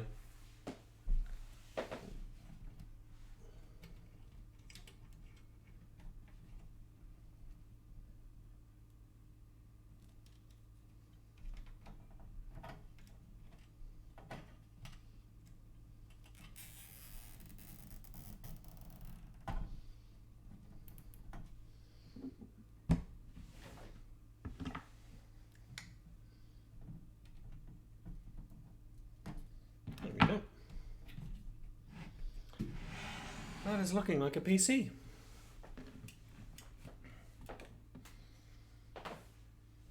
Anyway, so what I'm going to do is I'm going to take a little break for maybe 2-3 minutes. I'm going to find my big bag of zip ties so we can cable manage the back of this. Once we've cable managed the back of this, then it's a matter of testing it to see if it powers on.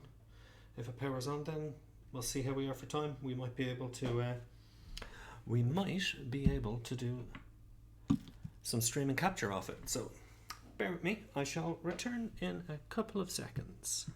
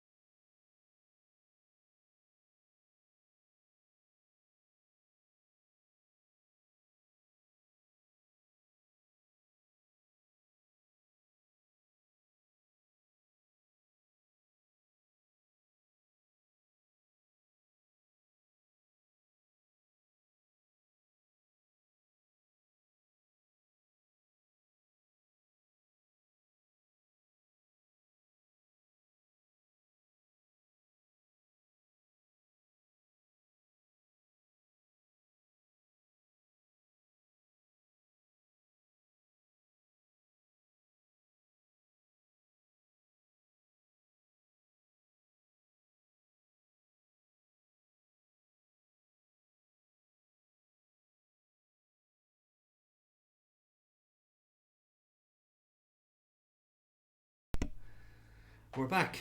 So yeah, this is what we were looking for. These guys and a couple of these.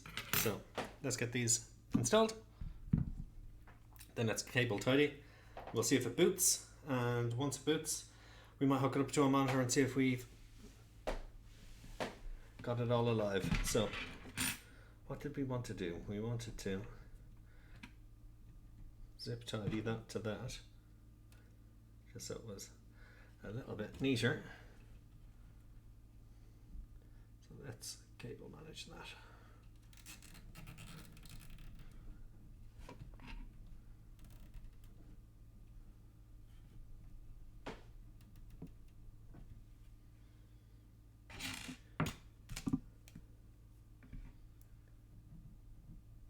Pop.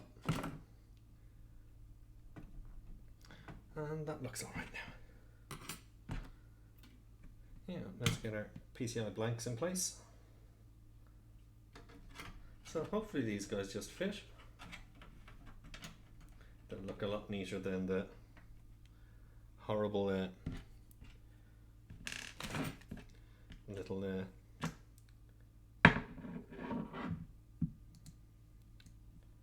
thin metal guards that were there. So these should look a little bit tidier.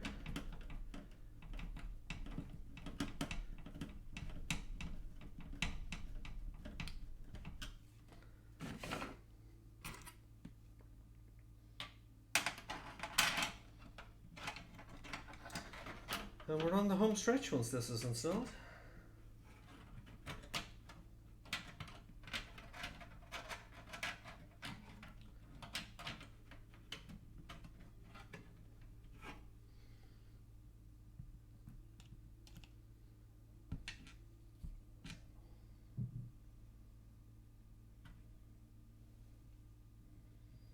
Oh, my life for a third hand. If we had another hand, we could make it just that little bit easier for us.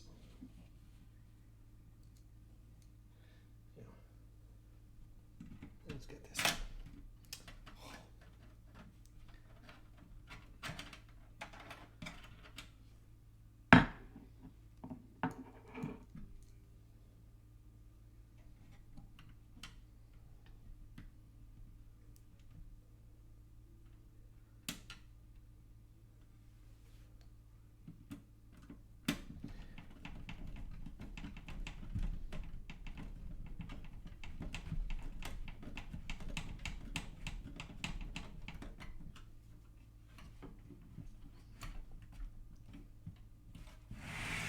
Oh, that looks a little bit neater at the back now. All sealed off.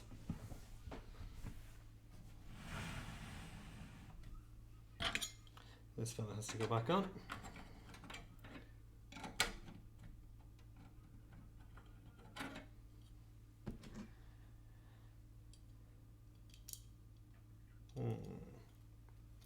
Screws that are thick for these. No. No. I need these fellas.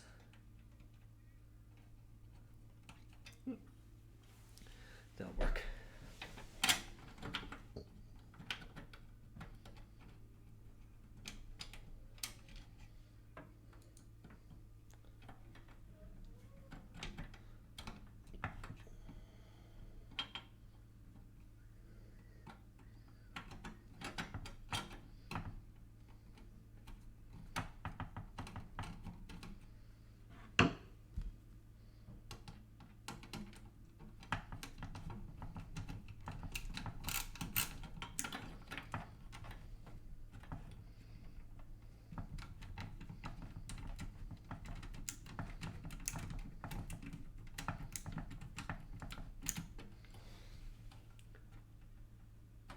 Yeah, that's all lined up. And one more screw.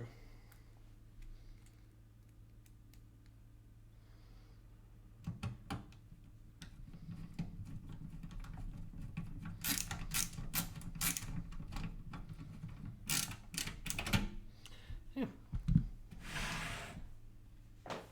That is almost done. So we just need to take care of this jungle here.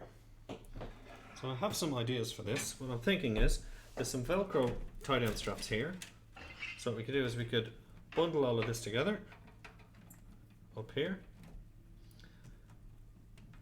zip tie it all together, and then cable tidy it straight down. So let's try that. So first things first, up the very top here, let's get a cable tidy in on these, get them as tight as possible.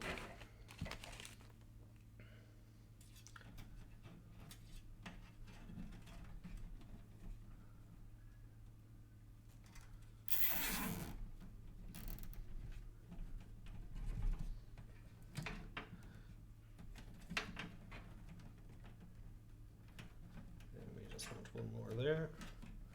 Do we want these up into here, or do we want to try and tuck these straight away down into the basement? I think we want to try and just tuck these into the basement just to get them out of sight and out of mind.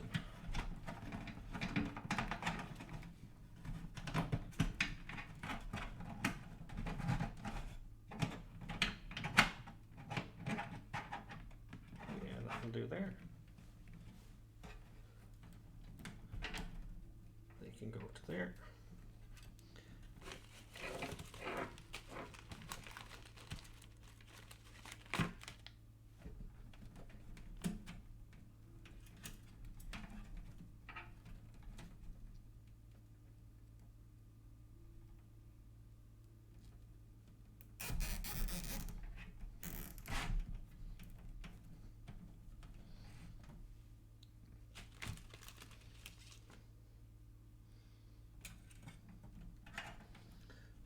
Here.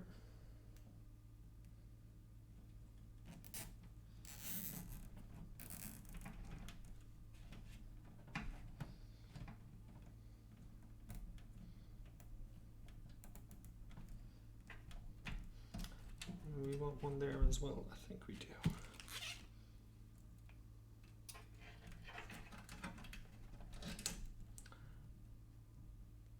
We are totally getting there.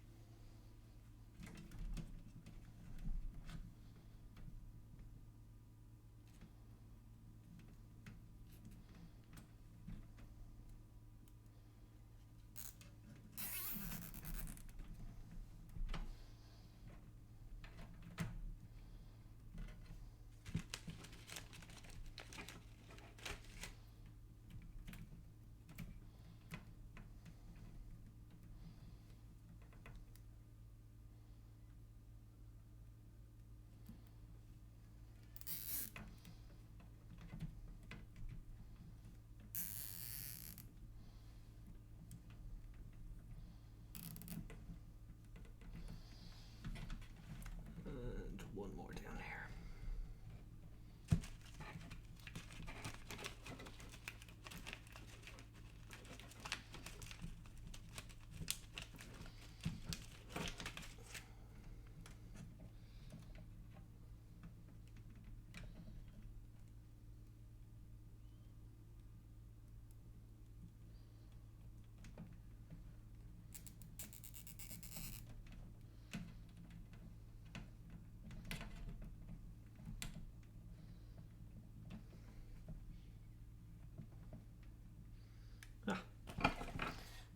Hames with that. 1 sec.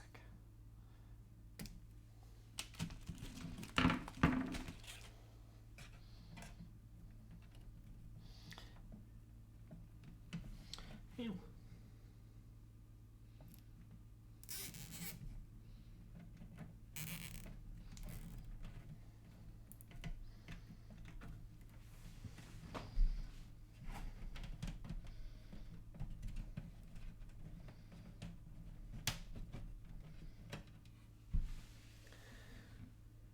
Now, I think that looks a little bit better.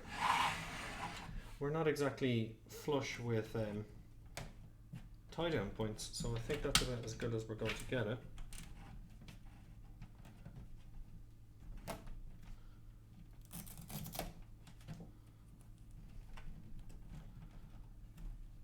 We can get that just a tad tighter, that would be fab. Yeah, right. Let's snip off the excess.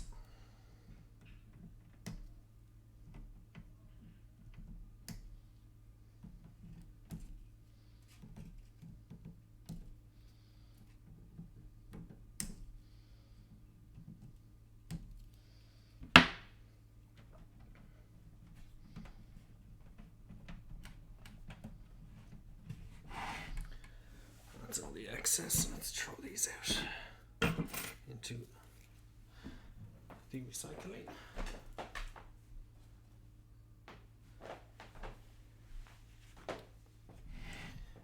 And let's see if the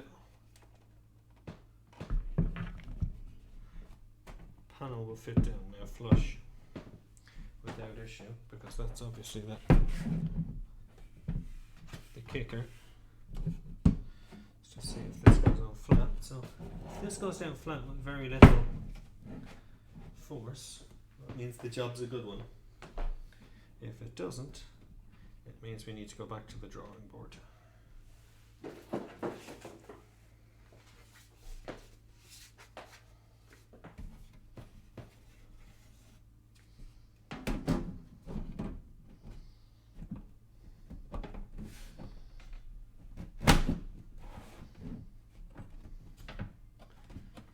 Flat-ish.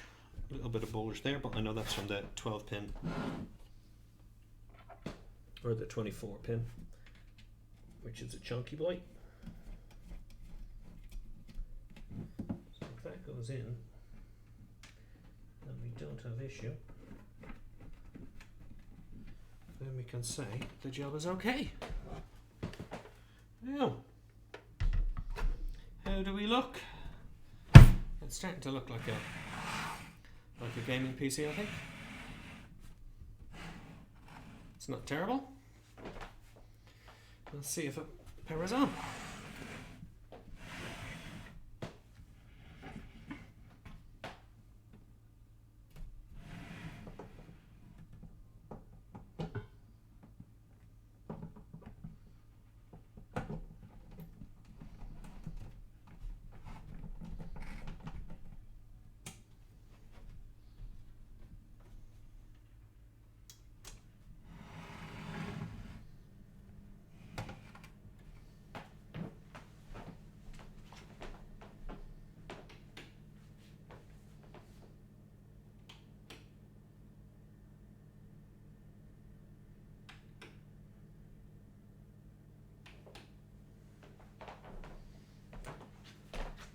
So we have power, and we can't hear any beeping, so that sounds all very, very promising. So I suppose the next part to see is will it boot? So give me 2 secs just to clear up this a little bit.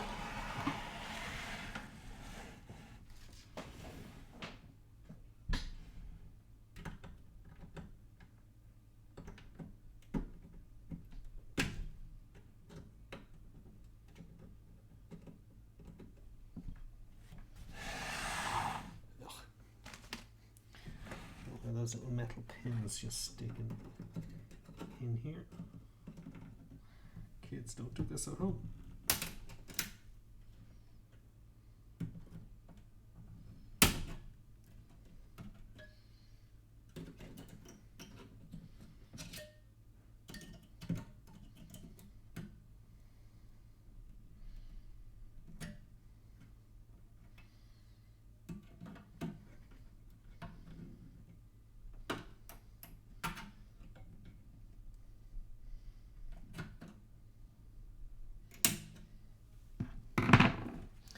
probably see nothing there.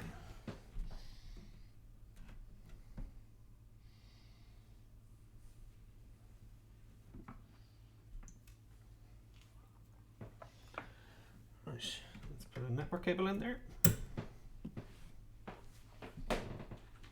Let's hook up a keyboard and a mouse.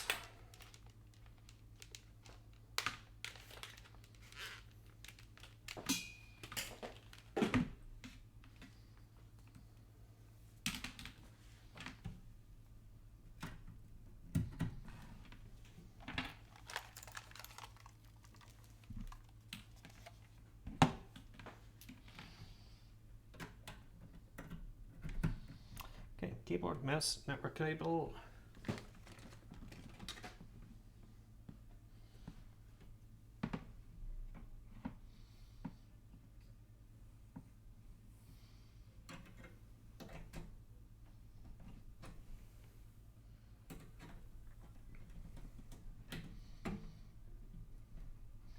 HDMI.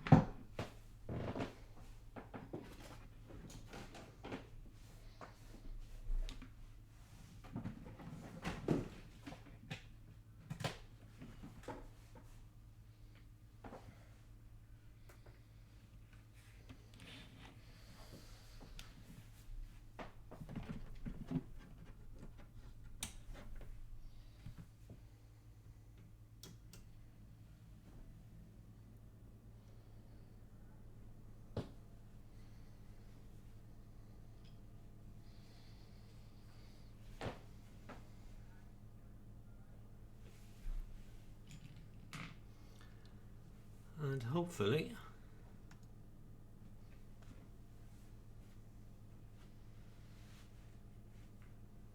fingers crossed.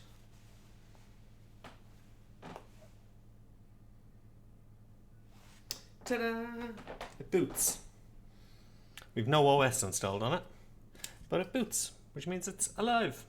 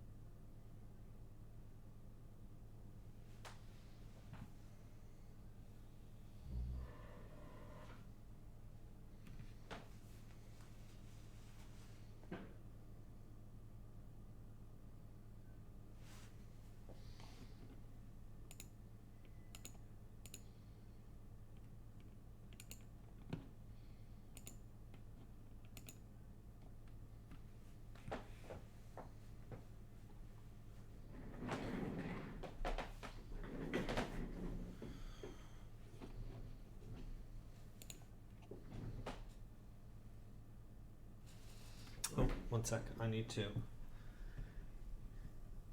take out the internet for now,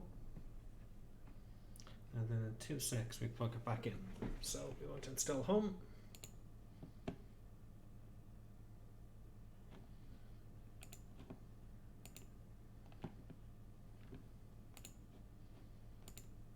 That's our hard drive found.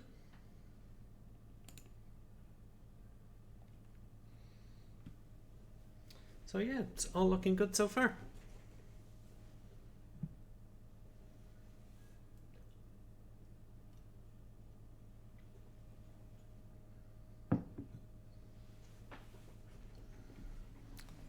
Two seconds.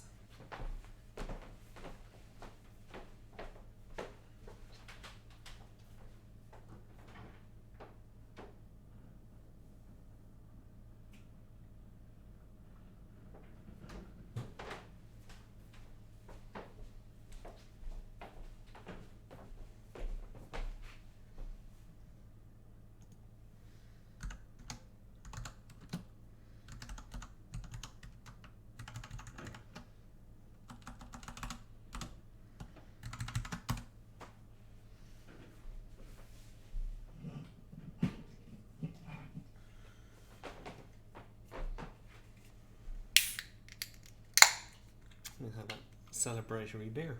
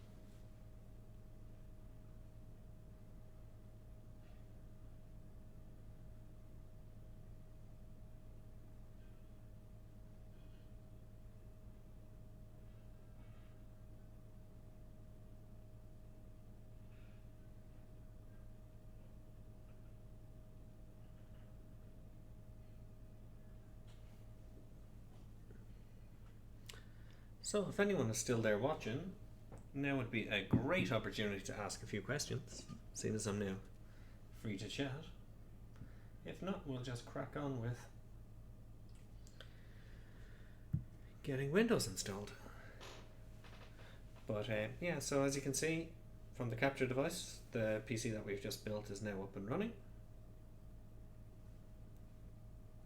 We'll get Windows installed, I get some drivers and whatnot installed on it, and we might even be able to, providing that Windows update doesn't take too long, we'll be able to get a bit of benchmarking done and whatnot.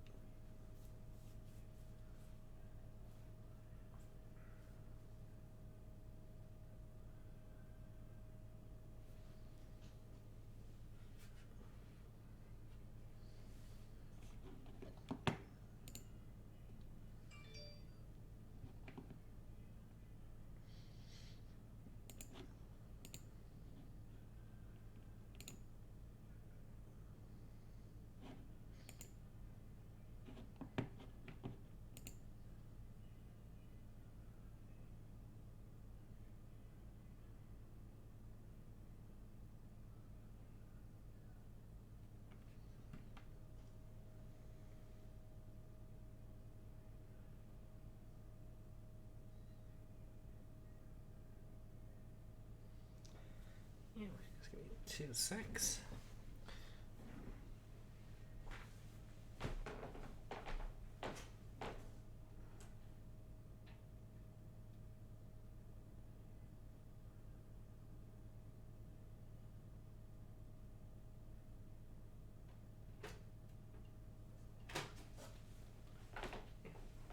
Just checking my phone to make sure work wasn't at me. Right, so let's just set up admin, no password. Right, so don't use speech recognition. We don't want location-based services. No, we don't want Windows to keep track of us. So just send diagnostics. Don't send any additional information. No. No. No. Cortana, not now.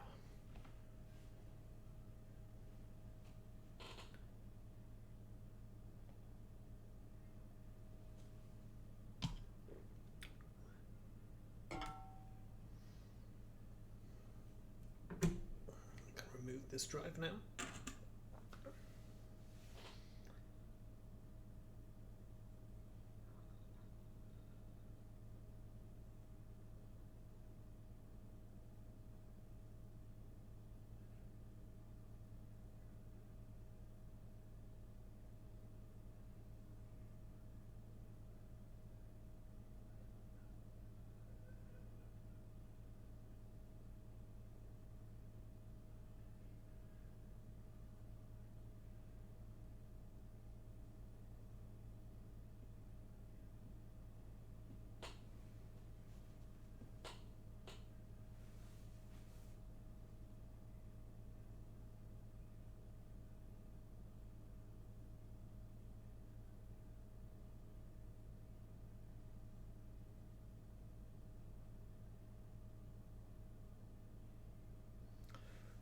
There.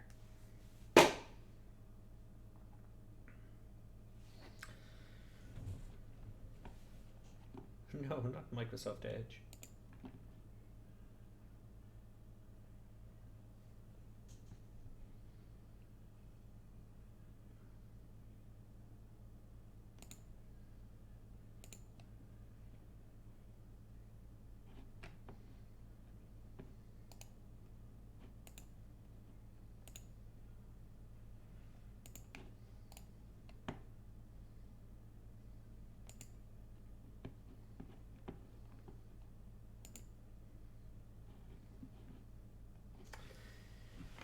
Right, now that it's up and running, we can connect it back up to the internet. We just had to do the don't connect to the internet so that it wasn't being a pain and asked us to create a Microsoft account. When you're not connected to the internet, you can just set up a blank admin account without needing to be on the internet. There's probably another little tip for you there in it somewhere. Now, internet is back connected now to this machine.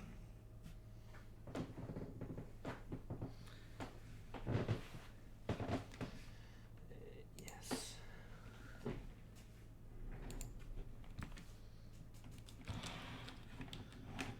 Okay. So when I'm setting up one of these PCs for resale, what we usually do is we install a couple of programs in it first. So let's get a browser that isn't a pain in the arse first. And let's install Chrome. I actually personally use Firefox, but I just normally install Chrome because it's what most other people use.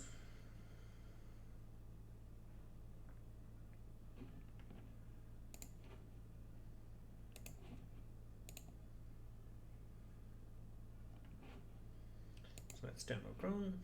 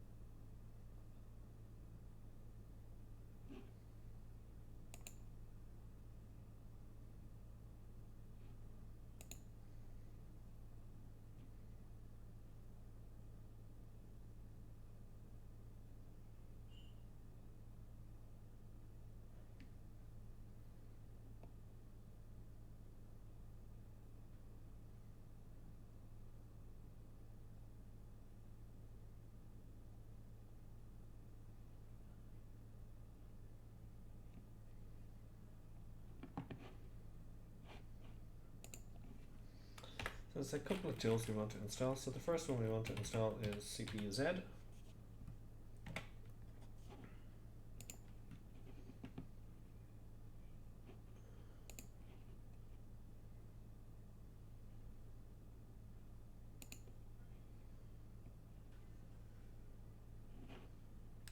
Fuck off.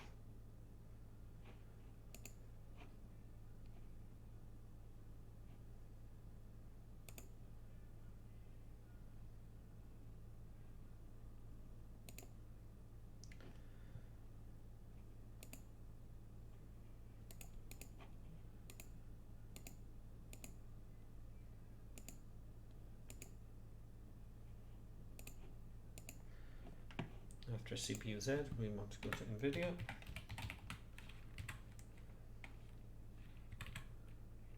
NVIDIA drivers. And we want to get the latest drivers for this graphics card. So it's a GeForce, it's a GTX,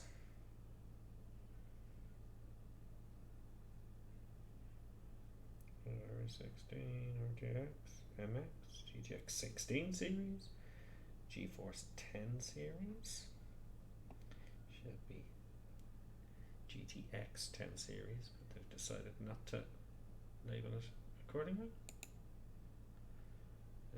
GTX 1080, no, it's 1050.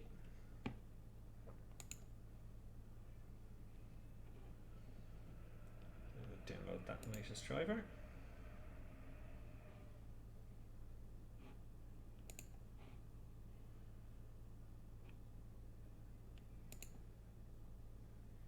So we've got our NVIDIA driver downloading. Next on our hit list of things to do is Cinebench. We usually run 423.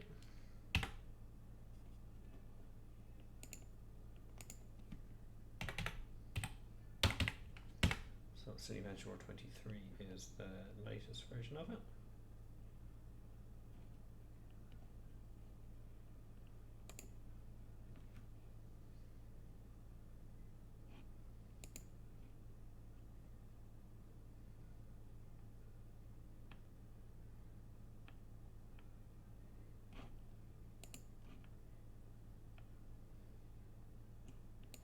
Scores download you. Autocomplete. See, this is why I don't use Firefox. I'm sorry, Chrome. I use Firefox. It's just auto-completing stuff I don't want.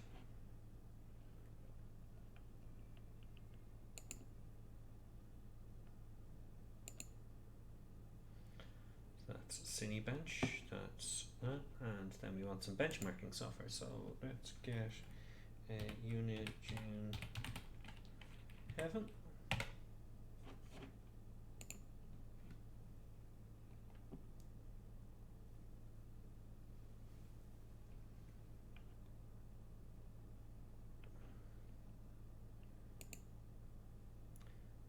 Okay, Heaven downloaded.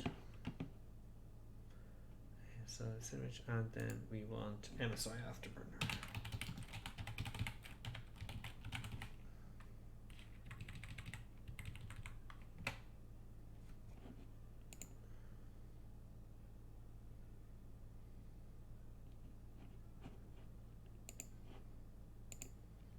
Yeah, Afterburner downloaded.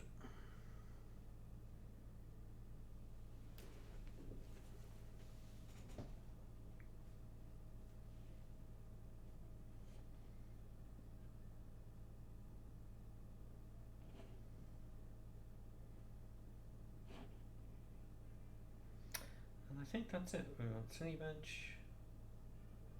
So let's go show all.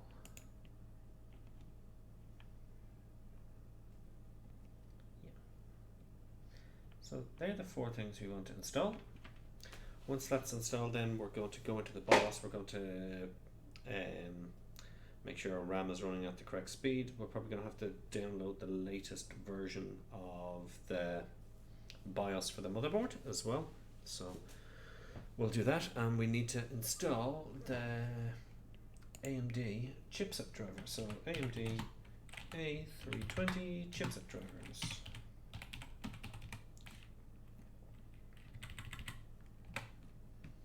So one more download to sort out.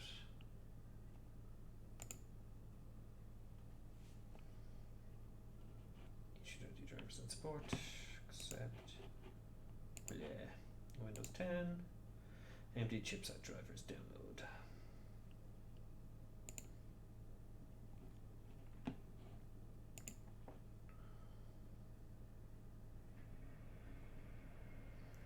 Jeez, heaven's taking its time. We've CPU-Z is installed. NVIDIA drivers are NVIDIA-ing. Cinebench is Cinebenching. Heaven has taken its sweet ass time, and MSI Afterburner is installed. Let's. Yeah, sure, why not?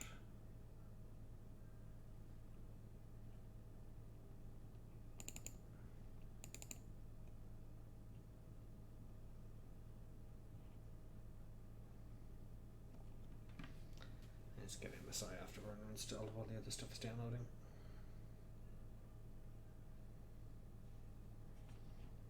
In your own time, son.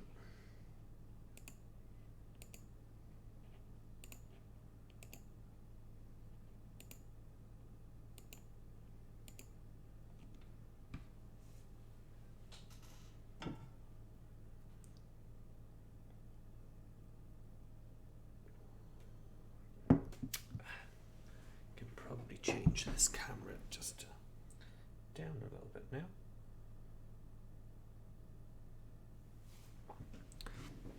Yeah, that's a bit better.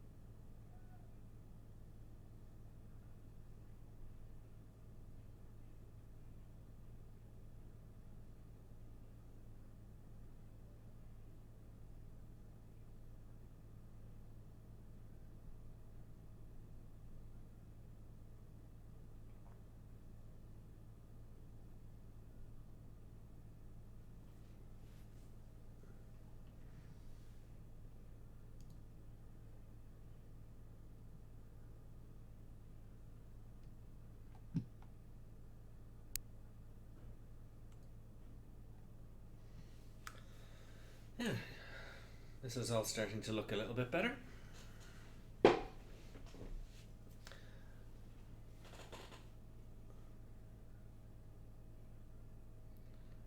bloody DirectX 9, well, we don't even use DirectX 9. The reason why that's installing is because Unigine Heaven and MSI Afterburner have compatibility with DX9 if you want to run DX9.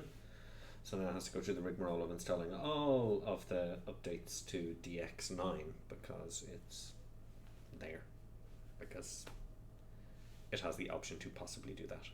But that's a pain in the backside. So we'll crack on and wait for this one to go. and see how we get with this. Let me just check our downloads to see how we're progressing as well while we're at it. Okay, our chipset driver is installed. Heaven is still being a pain in the arse. CPU Z we've already installed, and NVIDIA is running slower than slow. It's 950 kbs, so less than a meg download on that. That is really, really interesting.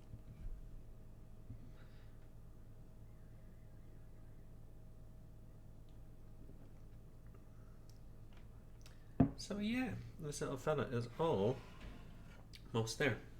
All the hardware is set up. She's cable titled. A bad looking machine. We do need to get the latest BIOS revision for this, but we don't know what the latest BIOS revision is, so bear with me 2 secs.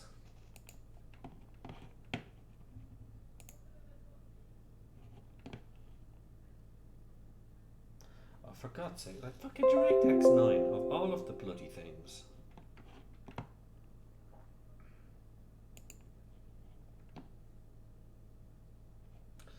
No. Don't show me the README. Finish. There we go. Run MSI after. No, we don't want to run it yet. We will run it later, but not quite yet. How do you want to open? It's a PDF. Lovely. Thank you for sharing that with us. Okay, so that's the next thing. While those other bits and pieces are going, so what we'll do is we'll launch CPU ID. What we can find out here is we can find out what the latest version of the BIOS is for this motherboard, and we can check to see what version is on this board. So if you need to check what BIOS version you're on, install this little program CPU ID. It tells you a few bits and pieces about it, so it'll tell you the type of processor you have, its code name, the max amount of wattage it will take, its core speeds and all that sort of stuff. So some good stuff, some good information there. But if you go to mainboard, and then you'll see here that the BIOS tab here will tell you that it's American Megatrends Inc. Version 1.30, so that's AMD AGESA combo 1.0.0.4, and that was released in the 8th of the 11th 2019. So it's a pretty old BIOS on this, so we'll see. I'm gonna assume that there's been updates to this BIOS since then. So if we go back into here, and if we just literally type in MSI A320 Pro BIOS,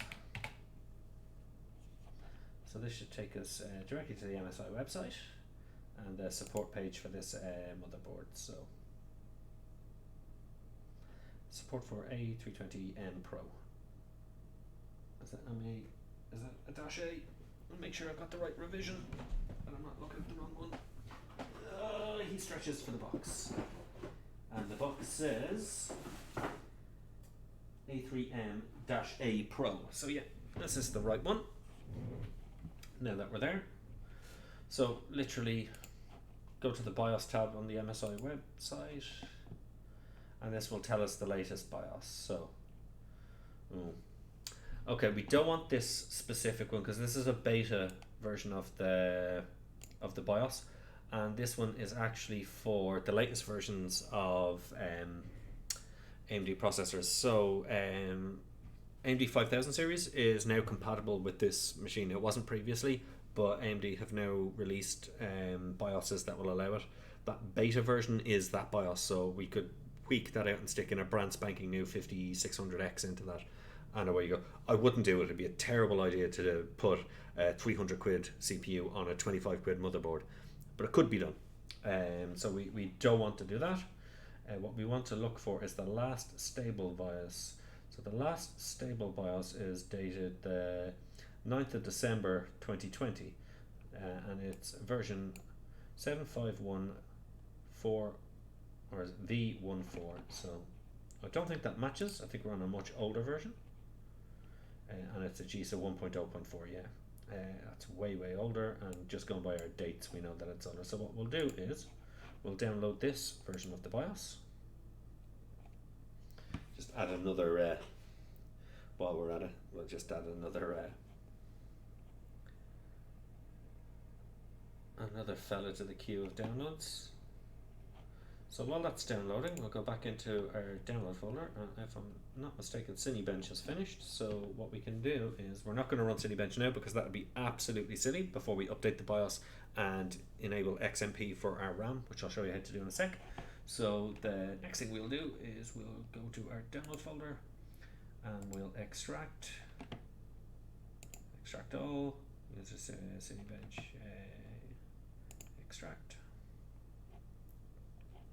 So you want to extract Cinebench because Cinebench is already there. You don't have to install it. But if you try and run it from a zipped folder, you'll have a bad time.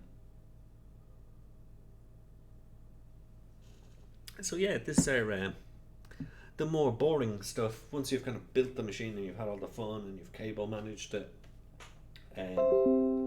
before you can kind of get it ready to go out the door per se, you really need to A, do some stress testing on it, and B, just make sure that all of the config is correct.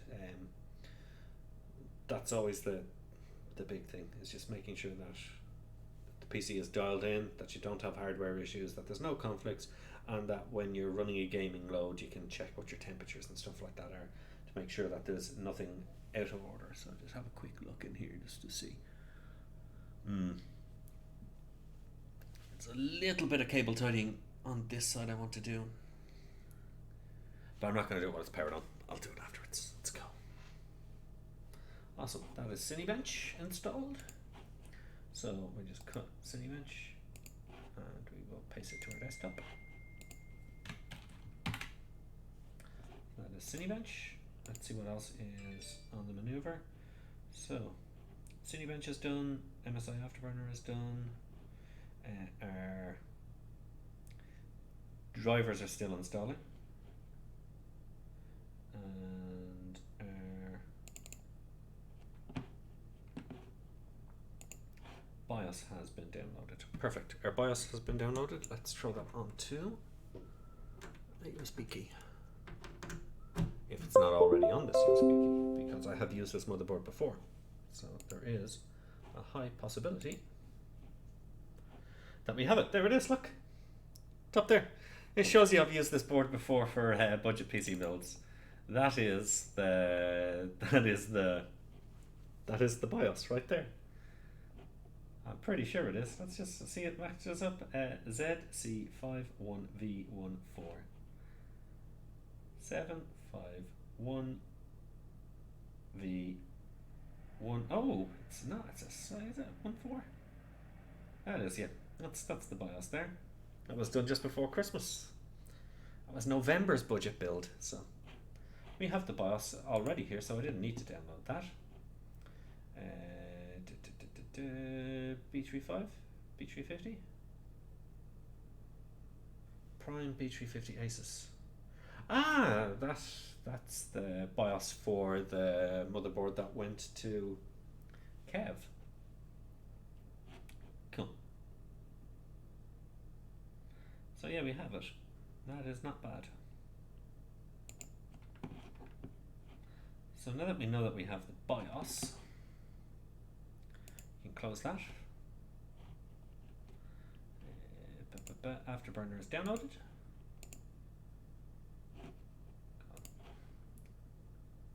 Is Heaven downloaded? I believe I said Heaven was downloaded. Heaven is downloaded, so we might install Heaven, so that's done. Cinebench is done.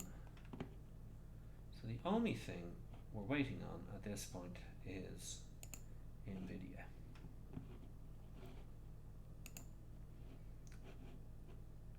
How are we looking? Ah, we're nearly there. So while we're nearly there, let's install Heaven.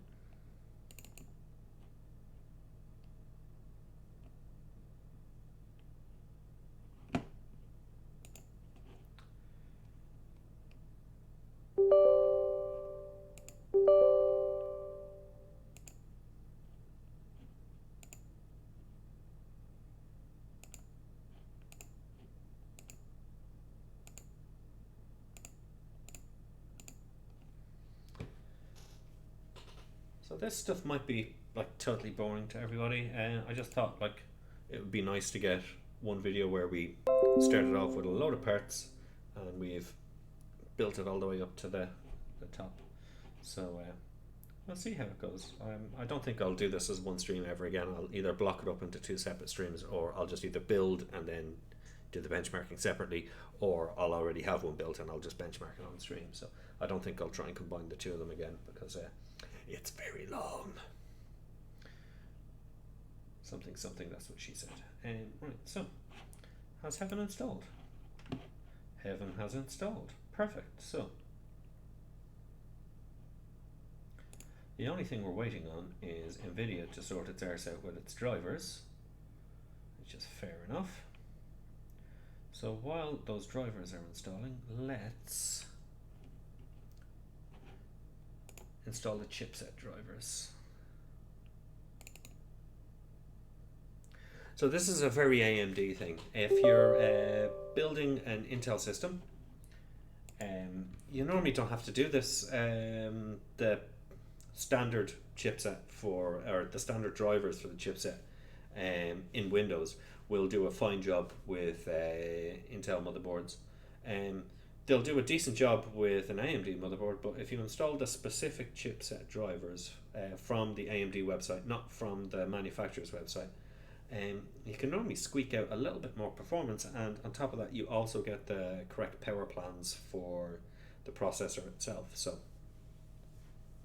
would always recommend you install the chipset driver for your motherboard, whether you be AMD or Intel, but it seems to give AMD just a tiny bit more performance when you do it. So it's one of those foibles of.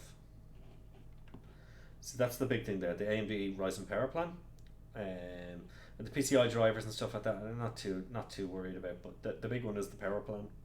When you get the power plan, it allows the processor to boost up and down and give it enough power to do so without the need for overclocking and stuff like that. So would always recommend with an AMD system to make sure you install your chipset drivers.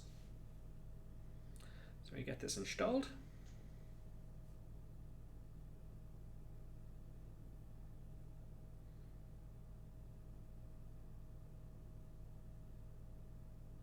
Oh yeah, and for anyone that's new that hasn't been here before, if you're wondering how I'm streaming off said PC here, I'm working off this PC here, but you can see what this is doing. I bought just before Christmas with money from one of these budget builds. The profits of it went to buy this fella here. It's an EVGA XR1. It's an external capture card. And that allows me to show you stuff like BIOS and stuff like that, which if we had an internal one in my PC, you wouldn't be able to see stuff like that. So we'll be able to go into the BIOS, we'll be able to tweak around my settings. So I would totally recommend it as a streaming capture card. I've had one issue with it so far, and that issue was, let's lower that down. That issue was I had to install a small piece of software on my PC to disable some sort of copyright protection thing that can cause issues. And we're not going to restart, we're going to close, because we're going to restart only when our NVIDIA drivers have been installed. So that looks good. We are all downloaded. So let's go and install our NVIDIA drivers now.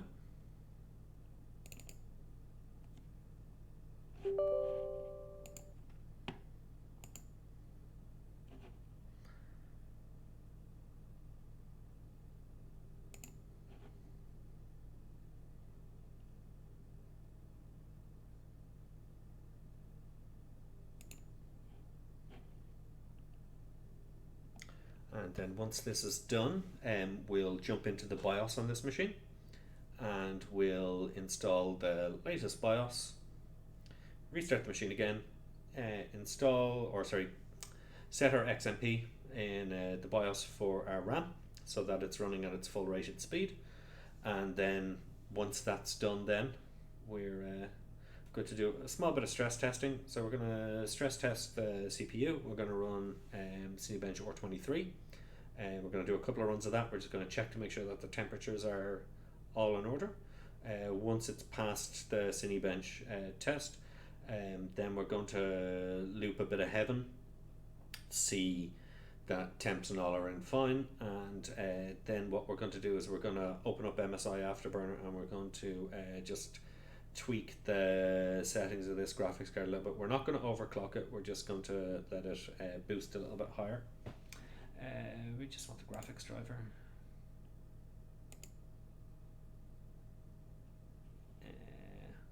Yeah, so this is the thing I would say to people, is if you go to custom, it's custom, and then you got another one down below, we'll just say express, just retains current. So the upgrade existing drivers and retains current NVIDIA settings. If you go to custom install and then click next, what you can do is you can do the perform clean install, and that's the little checkbox. If you remember, I'd done it with the AMD install on last month's build. If you tick that little checkbox, it wipes the table of the existing drivers in, and then when you click next, it builds the new drivers in, and that normally stops compatibility issues. If you've ever heard me say with somebody who's got the kind of, oh, my graphics card is playing up, the thing I always tell them is DDU the drivers, which basically is a full wipe, and then install cleanly. And that's the cleanest way to install drivers. If you always update your drivers and select the perform a clean installation, you 99 times out of 100 will not have those silly stupid issues that occur when you don't. So if you just do next finish, there is a high chance that something will go wrong in the installation process, and just by going to custom instead and just ticking the little box saying perform a clean installation, you will basically reduce the risk of having those issues with your graphics card. So would recommend everybody, when they're installing their graphics drivers, to do custom install and just tick the clean box. It will save you, probably over the space of a year, it'll probably save you a couple of hours of your life. So, and who does want a couple of hours of their life back?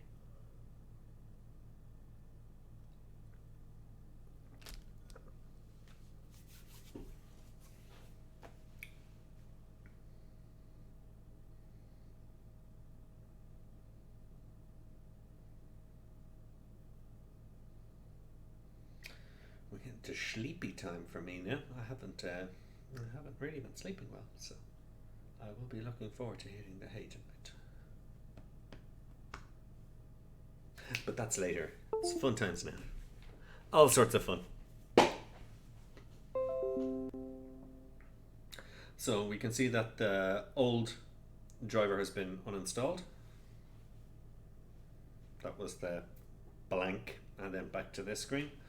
And now what should happen is once this driver finishes, it should look, it'll ask us to restart. We'll let it restart and then go back in just to make sure nothing has fudged up. We'll restart, go into the BIOS, we'll update the BIOS. Blank screens as expected, so we should have a picture now. Perfect. So we're now on the latest NVIDIA drivers. We haven't had any issues. So close CPU Z. Oh yeah, just about the memory as well. That shows you what frequency we're running at currently. So we're currently running at 2666 megahertz. We're not running at the full rated 3200. So that's something that we will change. But there's no point changing any of those settings until we install the latest version of the BIOS, because it will just wipe out whatever we've changed. So let us restart the machine. Windows will let us. Let's restart the machine. And we're just going to mash the delete button on the way in once it starts restarting, and we'll get into the BIOS. So apologies if you hear something that sounds like something else.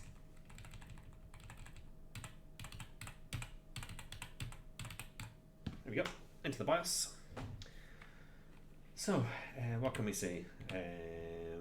Yeah, that's all fine. So advanced, no. Overclocking, no. MFlash. So, this is what we're going into. Select a file to update the BIOS, enter. System will already be with default settings loaded when entering mFlash. Do you want to run mFlash? Yes. I much prefer the more expensive MSI boards. The GUI pops while you're still in the BIOS, and if it goes wrong, you can go back in. With the cheaper boards, has to shut down, then restart. Then you have to find a BIOS and then install it. So hopefully this works. So entering flash mode. Yeah, that's what we're looking for. SanDisk. Select ROM file. Yeah, that's the one. This is where it could all go horribly wrong. If this powers down, we've bricked a motherboard. So we chill and we wait and we make sure that everything works as expected.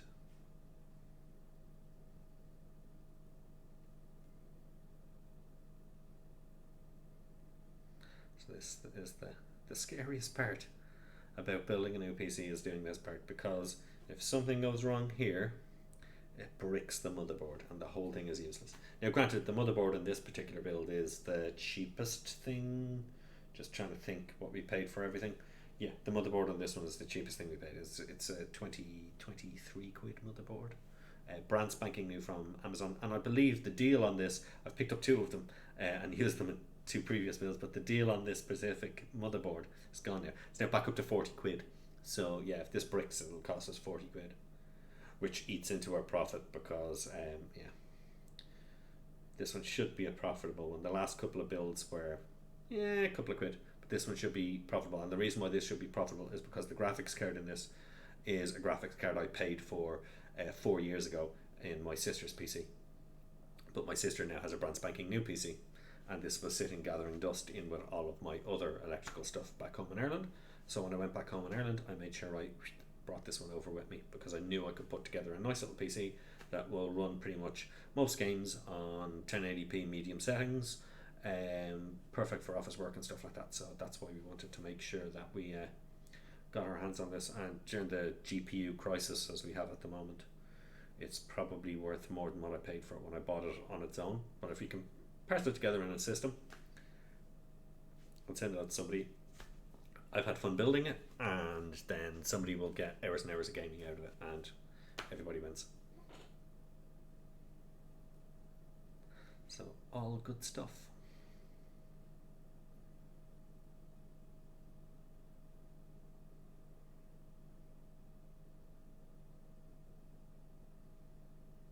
So how are we all on a Saturday night?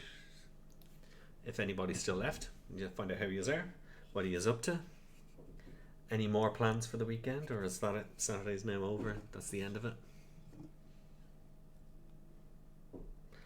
I've got more cleaning to do. I had to take down the Christmas tree from here earlier on today, but it took a lot longer than I expected. So by the time I finished that, and there was like needles everywhere, and I had to hoover, I was like, oh god, I'm supposed to be streaming in 15 minutes. So I haven't even had a shower. So I delayed for an hour so I could finish doing what I was doing, have a shower, and grab some food. So it's been a busy day.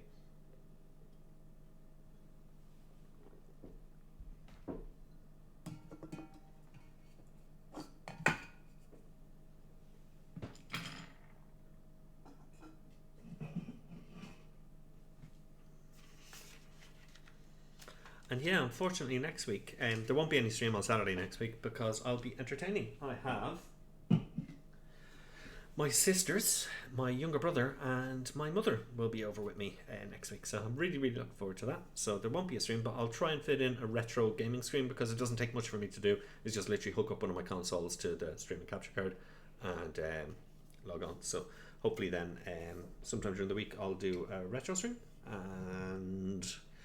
and there won't be a Saturday stream. So 1 second, I hear movement.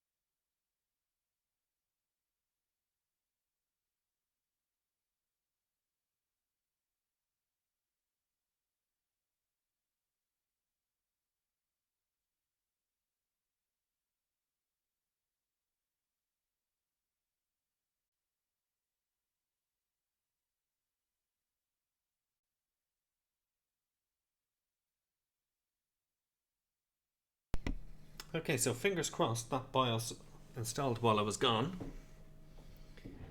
We'll see how it is.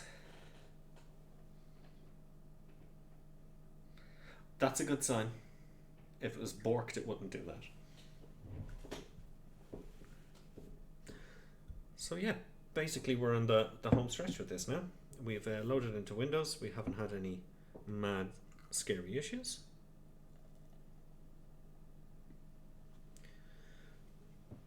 It's updated its BIOS. We've updated everything on it, so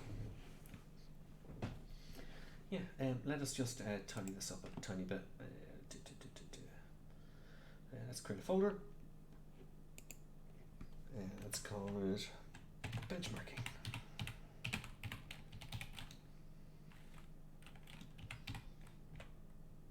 Why does it not like words that long? I'm going to rename this. Useful tools. That's what she said. Okay, so let's put MSI Afterburner, Cinebench, Heaven, when it wants to, and CPU Z in there. Okay, so we are like pretty much done. So let's just do a quick restart. We're going to the BIOS and we'll enable XMP.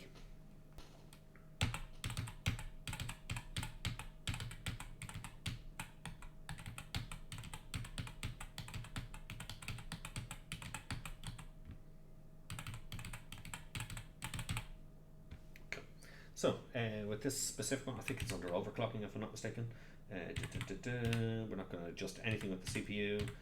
XMP, we're going to enable profile 1. We'll see what that shows us. DRAM frequency 299. Oh, wait, it needs to be profile 2 then. Profile 2, 3200 megahertz. There we go. Cast latency 16, 18, 18, 36. Yeah. That's about it. I don't think there's anything else with these BIOSes we need to turn on. With this processor and stuff like that, there's no point, and that motherboard, there's no point turning on like PBO and stuff like that. Sorry, PBO is Precision Boost Overdrive, which is like a functionality that AMD has for allowing PCs to boost a little higher.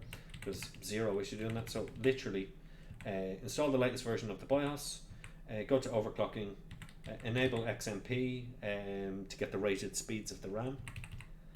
Save and exit. Quit without saving? No. F10. Save and exit? Is it? Question mark? Yes. Remove this because we don't need this drive anymore. And let's get a little bit of testing done on this, and then let's call it a day.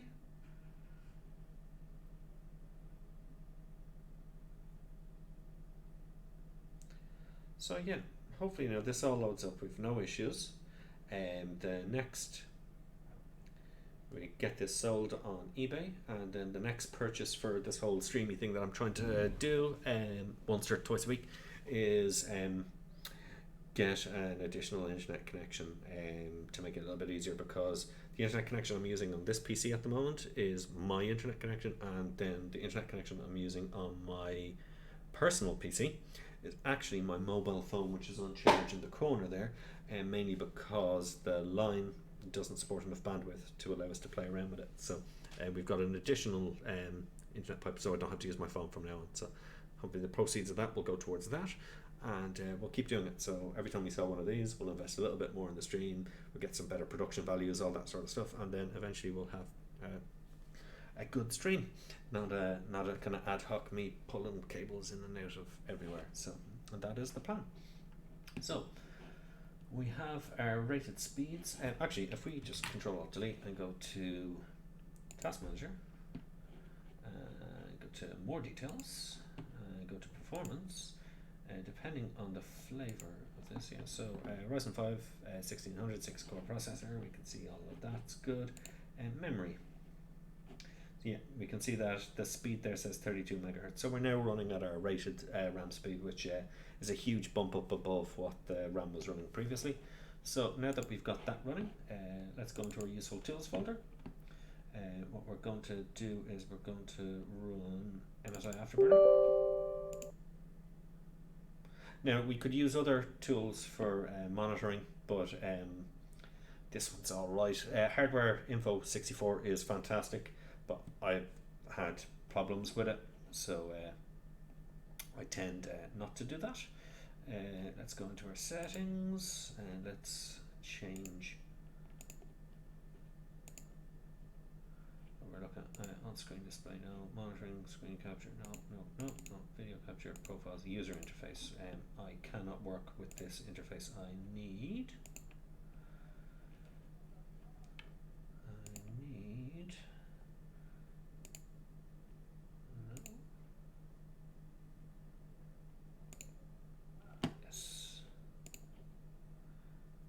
I need this one to see what I'm doing. Weird thing. Skins, where stuff lies. This is the one that I'm familiar with. The other one I could figure out, but it's not as quick. So what we want to do here is just go to the monitoring tab. GPU temperature. We want showing on screen, showing OSD, showing OSD. On-screen display. So GPU temperature, core clock, yes. Power, why not? Fan speed, not arsed with. Temp limits, no. Voltage, loads, no. CPU. We have temps there, yeah, we do. So CPU, we could go to each individual core, but what we really want to do is we want to just select the package. So showing on screen display, CPU usage. We probably want to do the same with this as well. We don't need to know what every thing is doing. We just want a general feel for how everything's working. So on screen display, anything else we want? Yeah, probably need RAM usage, but yeah, frame rates would be good. So what have we got going on here? We want average frame rate,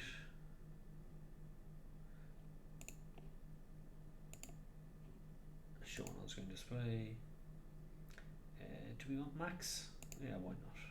Max frame rate shown on screen display, and then we definitely want our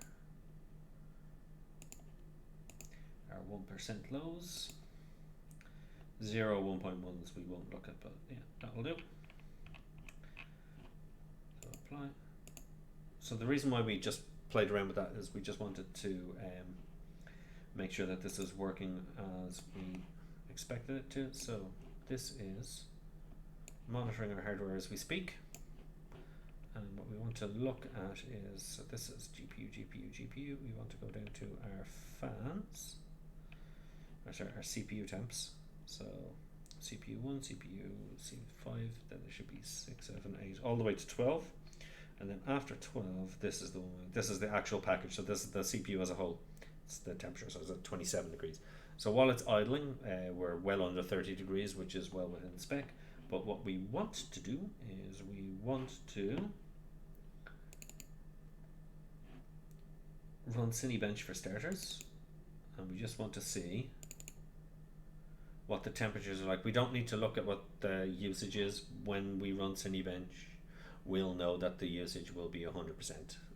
Cinebench will peg all 6 cores, all 12 threads at 100%, and it'll run a loop until we tell it otherwise. So yeah, we're really not interested in usage with CPU. We just want to literally whack the cores as hard as we physically can and see what temperature that it pops up to. So as you can see, it's at 26 degrees at the moment. Let's do a multi-core run for starters.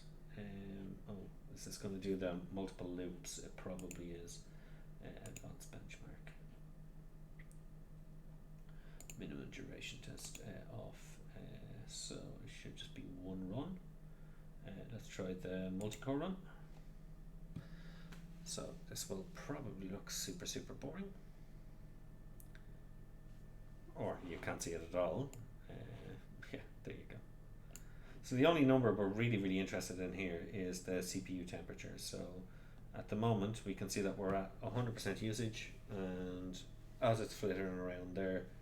Temperature wise, we're at 50 degrees across as an average of all cores.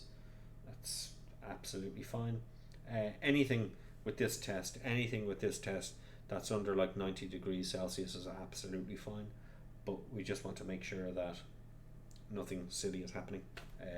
So basically this is just proving that when I mounted the cooler to the CPU socket, that we didn't do anything wrong, that we didn't tighten down on one side more than the other and then we had a gap and that type of thing. So yeah, this is just running through nicely.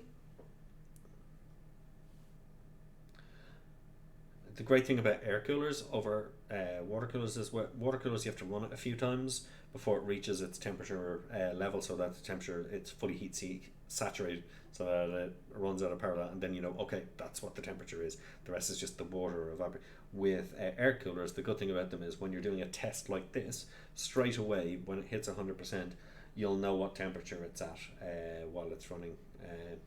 So while it's midway through this, we'll know exactly what it's doing, which it is now. It's actually past midway. So looking at our temperatures, we're at like 59 degrees. That's cool. That's absolutely perfect. As I said, anything under 75 degrees I'd find acceptable.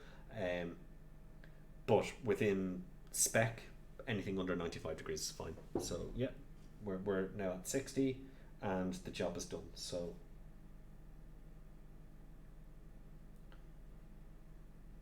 we said the job is done, it's almost done. Now it's done. So it's rendered that lovely tiled scene of a kitchen, and it never went above 60, and you'll see it'll just drop straight down now, back down to about 36 or whatever it was at beforehand. So I believe CPU is a pass, absolutely fine. It's ran Cinebench, we've pegged all 6 cores at 100%, it hasn't done anything silly. So CPU, good job Bean. It's mounted properly, and the cooler is more than adequate to cope with the amount of heat that the chip itself is generating. Let me just lower this, because the next thing we're going to do, this is where we can use our on-screen display, we won't need, is we're going to run Unigine Heaven. We could run other benchmarks, but I find if you want to get a feel for a machine, just Heaven and Cinebench will tell you how the CPU performs, and then Heaven will peg the GPU at 100%. It's not so heavy on the CPU, but it gives you a good idea if you're playing, you know, your bang average game that's utilizing your CPU. How is my PC going to perform? Heaven gives you a good indication of that. It's not CPU intensive, but it will peg your GPU 100%. So let's get Heaven up and running. So agree to this. So we have a couple of limitations. Like as I said, this is a budget machine, so we're not going to push it up to ultra high at 1440 or whatever. We're going to run DirectX 11. We want to run a quality of high, which is absolutely fine, and resolution, we want to run it at 1080p, which is kind of the target resolution for a machine of this price. So there we go, 1920 by 1080. We're on high quality, and yeah, so it's just a matter of just running this now. And top left hand corner, as you're looking right here, that's MSI Afterburner. We'll be able to keep an eye on what our GPU and our CPU is doing. We'll run the benchmark, get a score. We'll do a little bit of tweaking in MSI Afterburner just to make sure that we can't get a tiny bit more performance without doing anything silly.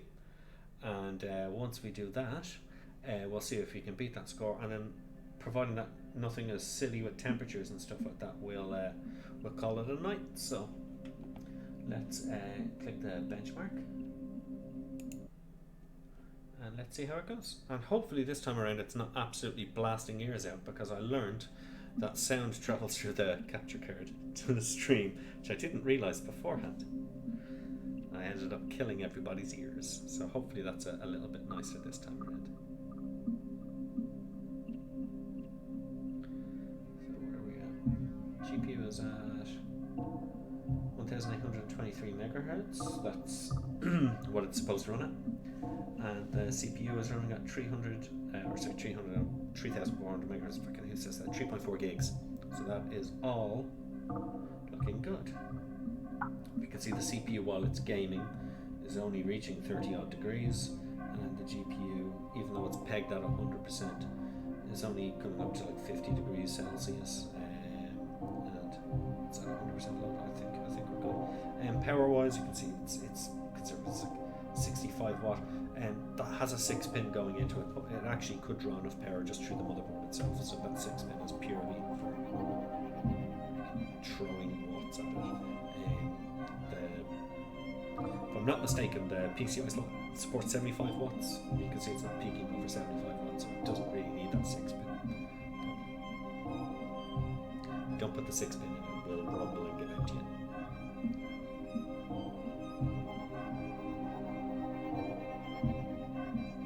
So I'll let that run. I'm just going to give away for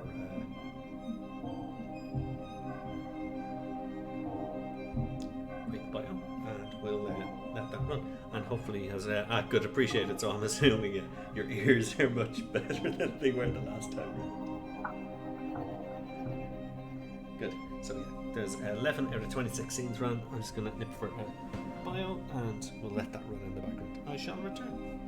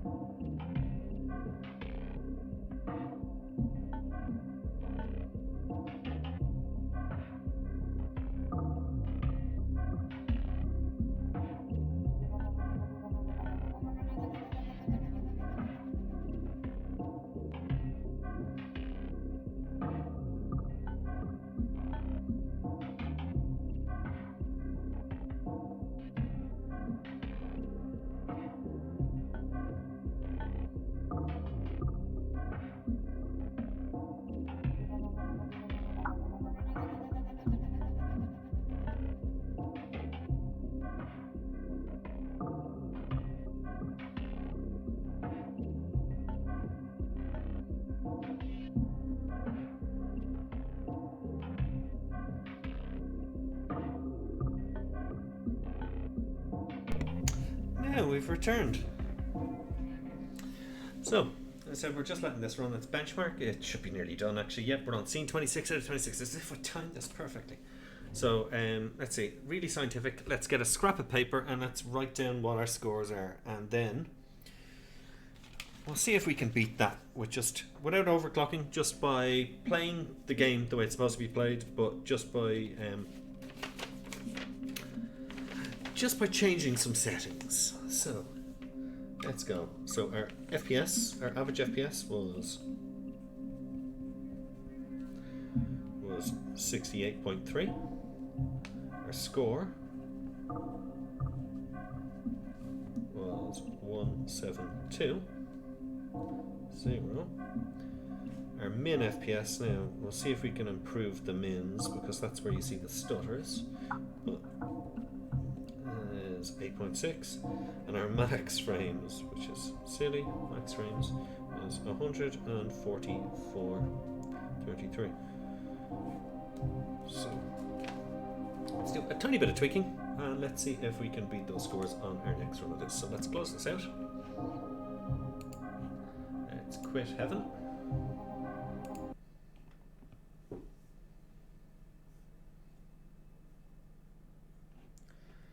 So the first thing we want to do is we want to go into our control panel for NVIDIA. We want to agree and continue. So we want to change a couple of bits and pieces in this. So image and settings and preview. So if we go to use my preferred emphasis and move that bar to performance, we go to manage 3D settings. From manage 3D settings, if we scroll down a tiny bit,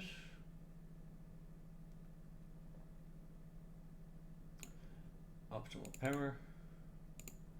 So we go prefer maximum performance.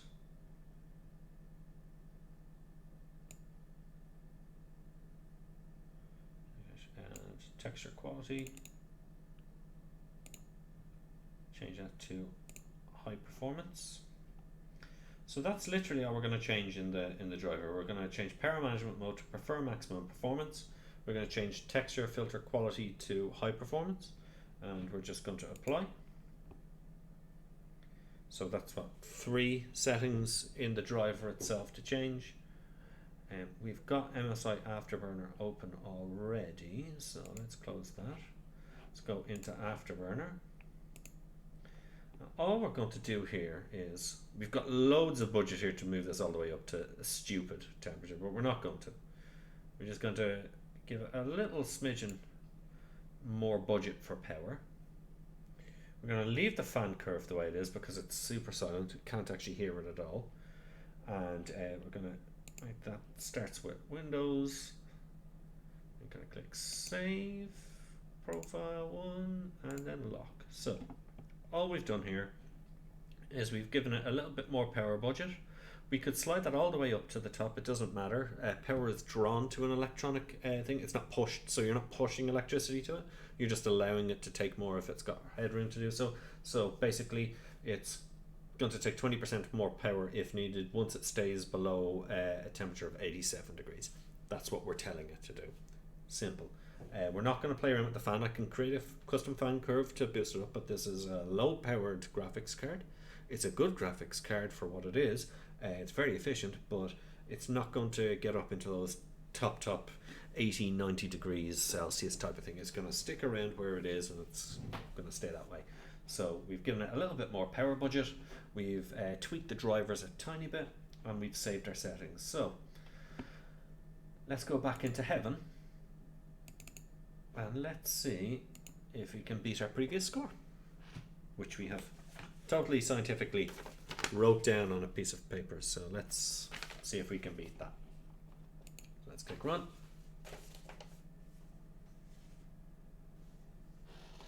We're not overclocking this at all. We don't have it. It's factory overclocked, the graphics card. It doesn't need to be. It could be, but it doesn't need to be. So there we go. GPU, CPU, all looks in order. So let's click the benchmark button. And let's this run on benchmark. So we've got 26 scenes to render. Enjoy the music and enjoy Heaven. So we'll see how we go. We'll see if we can beat our previous score. So you did get a little bit of performance and tweaking just with a budget PC, not on my main rig. So I didn't lie, the stream does contain some sort of overclocking. Never let it be said that I am a liar.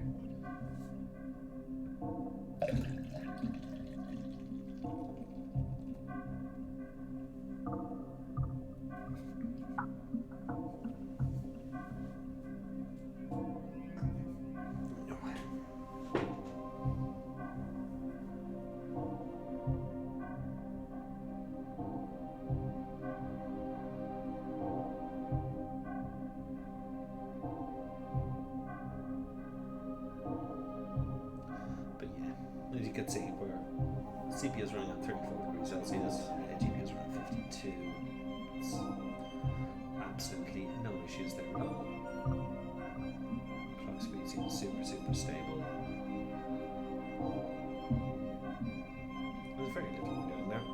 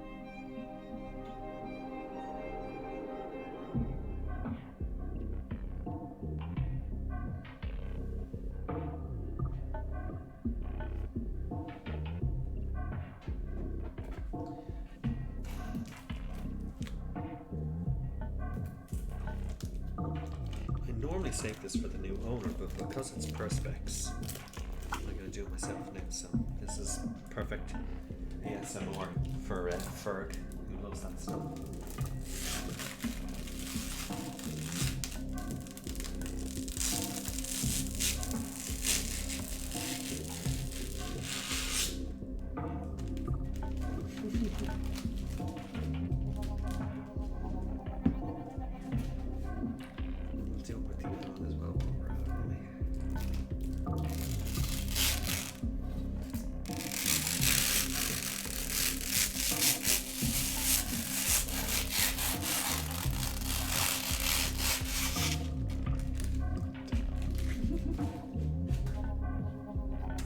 Never say I don't treat you to anything.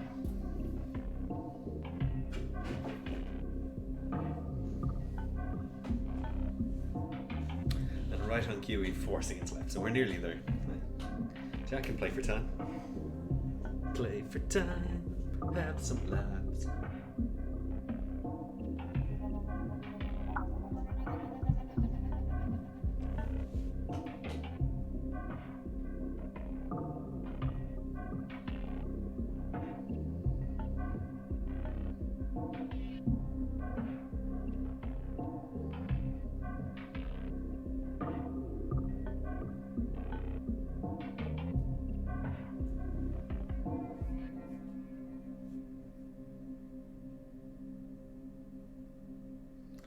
Last scene.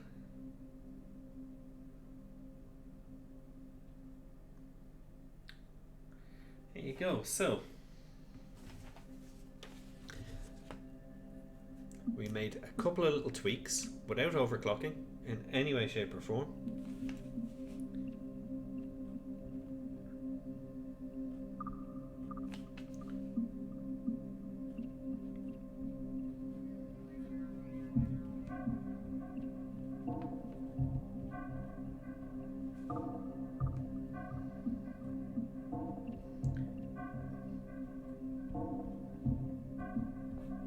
And the scores on the doors are in. So previously, before I tweaked around with any settings, the average FPS was 68.3. The average FPS has gone up to 71.1. So there you go. You got 3 extra frames on average. The score the first time around was 1720. The score this time around was 1790, so 70. The way that score works is it's based on how many frames it draws throughout the whole sequence. So it drew 70 more frames than the previous one. So that's small, but it's still an improvement. But this, I think, is where the biggest thing is. So the minimum frames, the last minimum frame was 8.6 frames per second.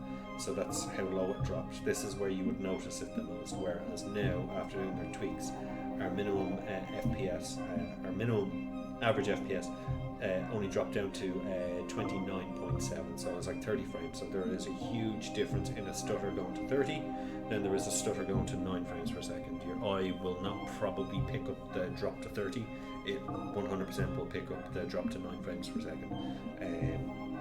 That's a huge difference to the eye. And then just the max, which doesn't matter, max frames are max frames, but the max FPS was 144.3 on the first run, and then after my little tweaks you're looking at 148.5. so again, there's an increase there of almost 5 frames. So yeah, we literally changed 3 settings in the driver, and we just gave the GPU a little bit more power so that I could push itself a little bit higher, and it did.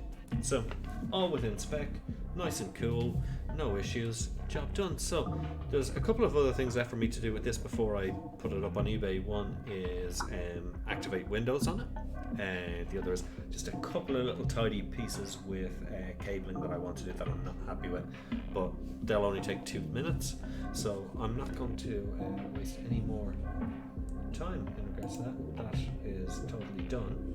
So let's exit out of Unigine Heaven. Let us change scene back to the cameras. So, that is pretty much it done for that. So you've literally seen the process that I go through from pillar to post tonight, which I normally don't do. So what we were able to do was we literally built a budget PC from the ground up. Once we had it built, we were able to install Windows, install some software on it, and then to do some benchmarking on it, which you've seen, and stress test it to make sure that everything's running as expected. As you can see, it's working absolutely flawless.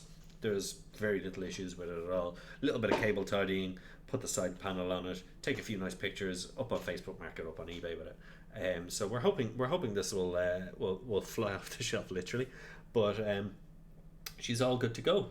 So what do I think of the case? The graphics card is fine. The CPU is tried and trusted. We love it. This 25 quid case, it looks lovely, but it's a pain in the arse to build in. I would certainly not build this. If I was looking at a budget case, I would 100% buy the one of the last month's build, and that was 35 or 34.95 or something. I did say it was a weird one. We picked it up on eBuyer just over the Black Friday stroke into the Christmas sale of them, and it was really good. This was literally, I've heard of GameMax who make this one, and it was 25 quid, and it was the right size for the smaller motherboard, and I went, how bad can it be?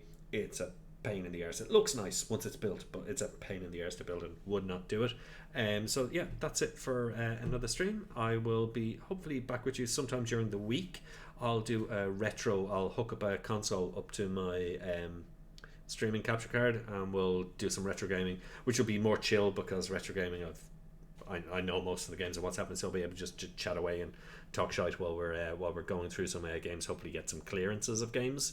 I'm thinking Mega Drive, and I'm thinking like Golden Axe and stuff like that. We'll do some clears of that, because yeah, that's all in muscle memory from when I was a kid. So we're hoping that we'll be able to do that. Most importantly, thank you so much for joining in tonight, and we will hopefully see you in the next one.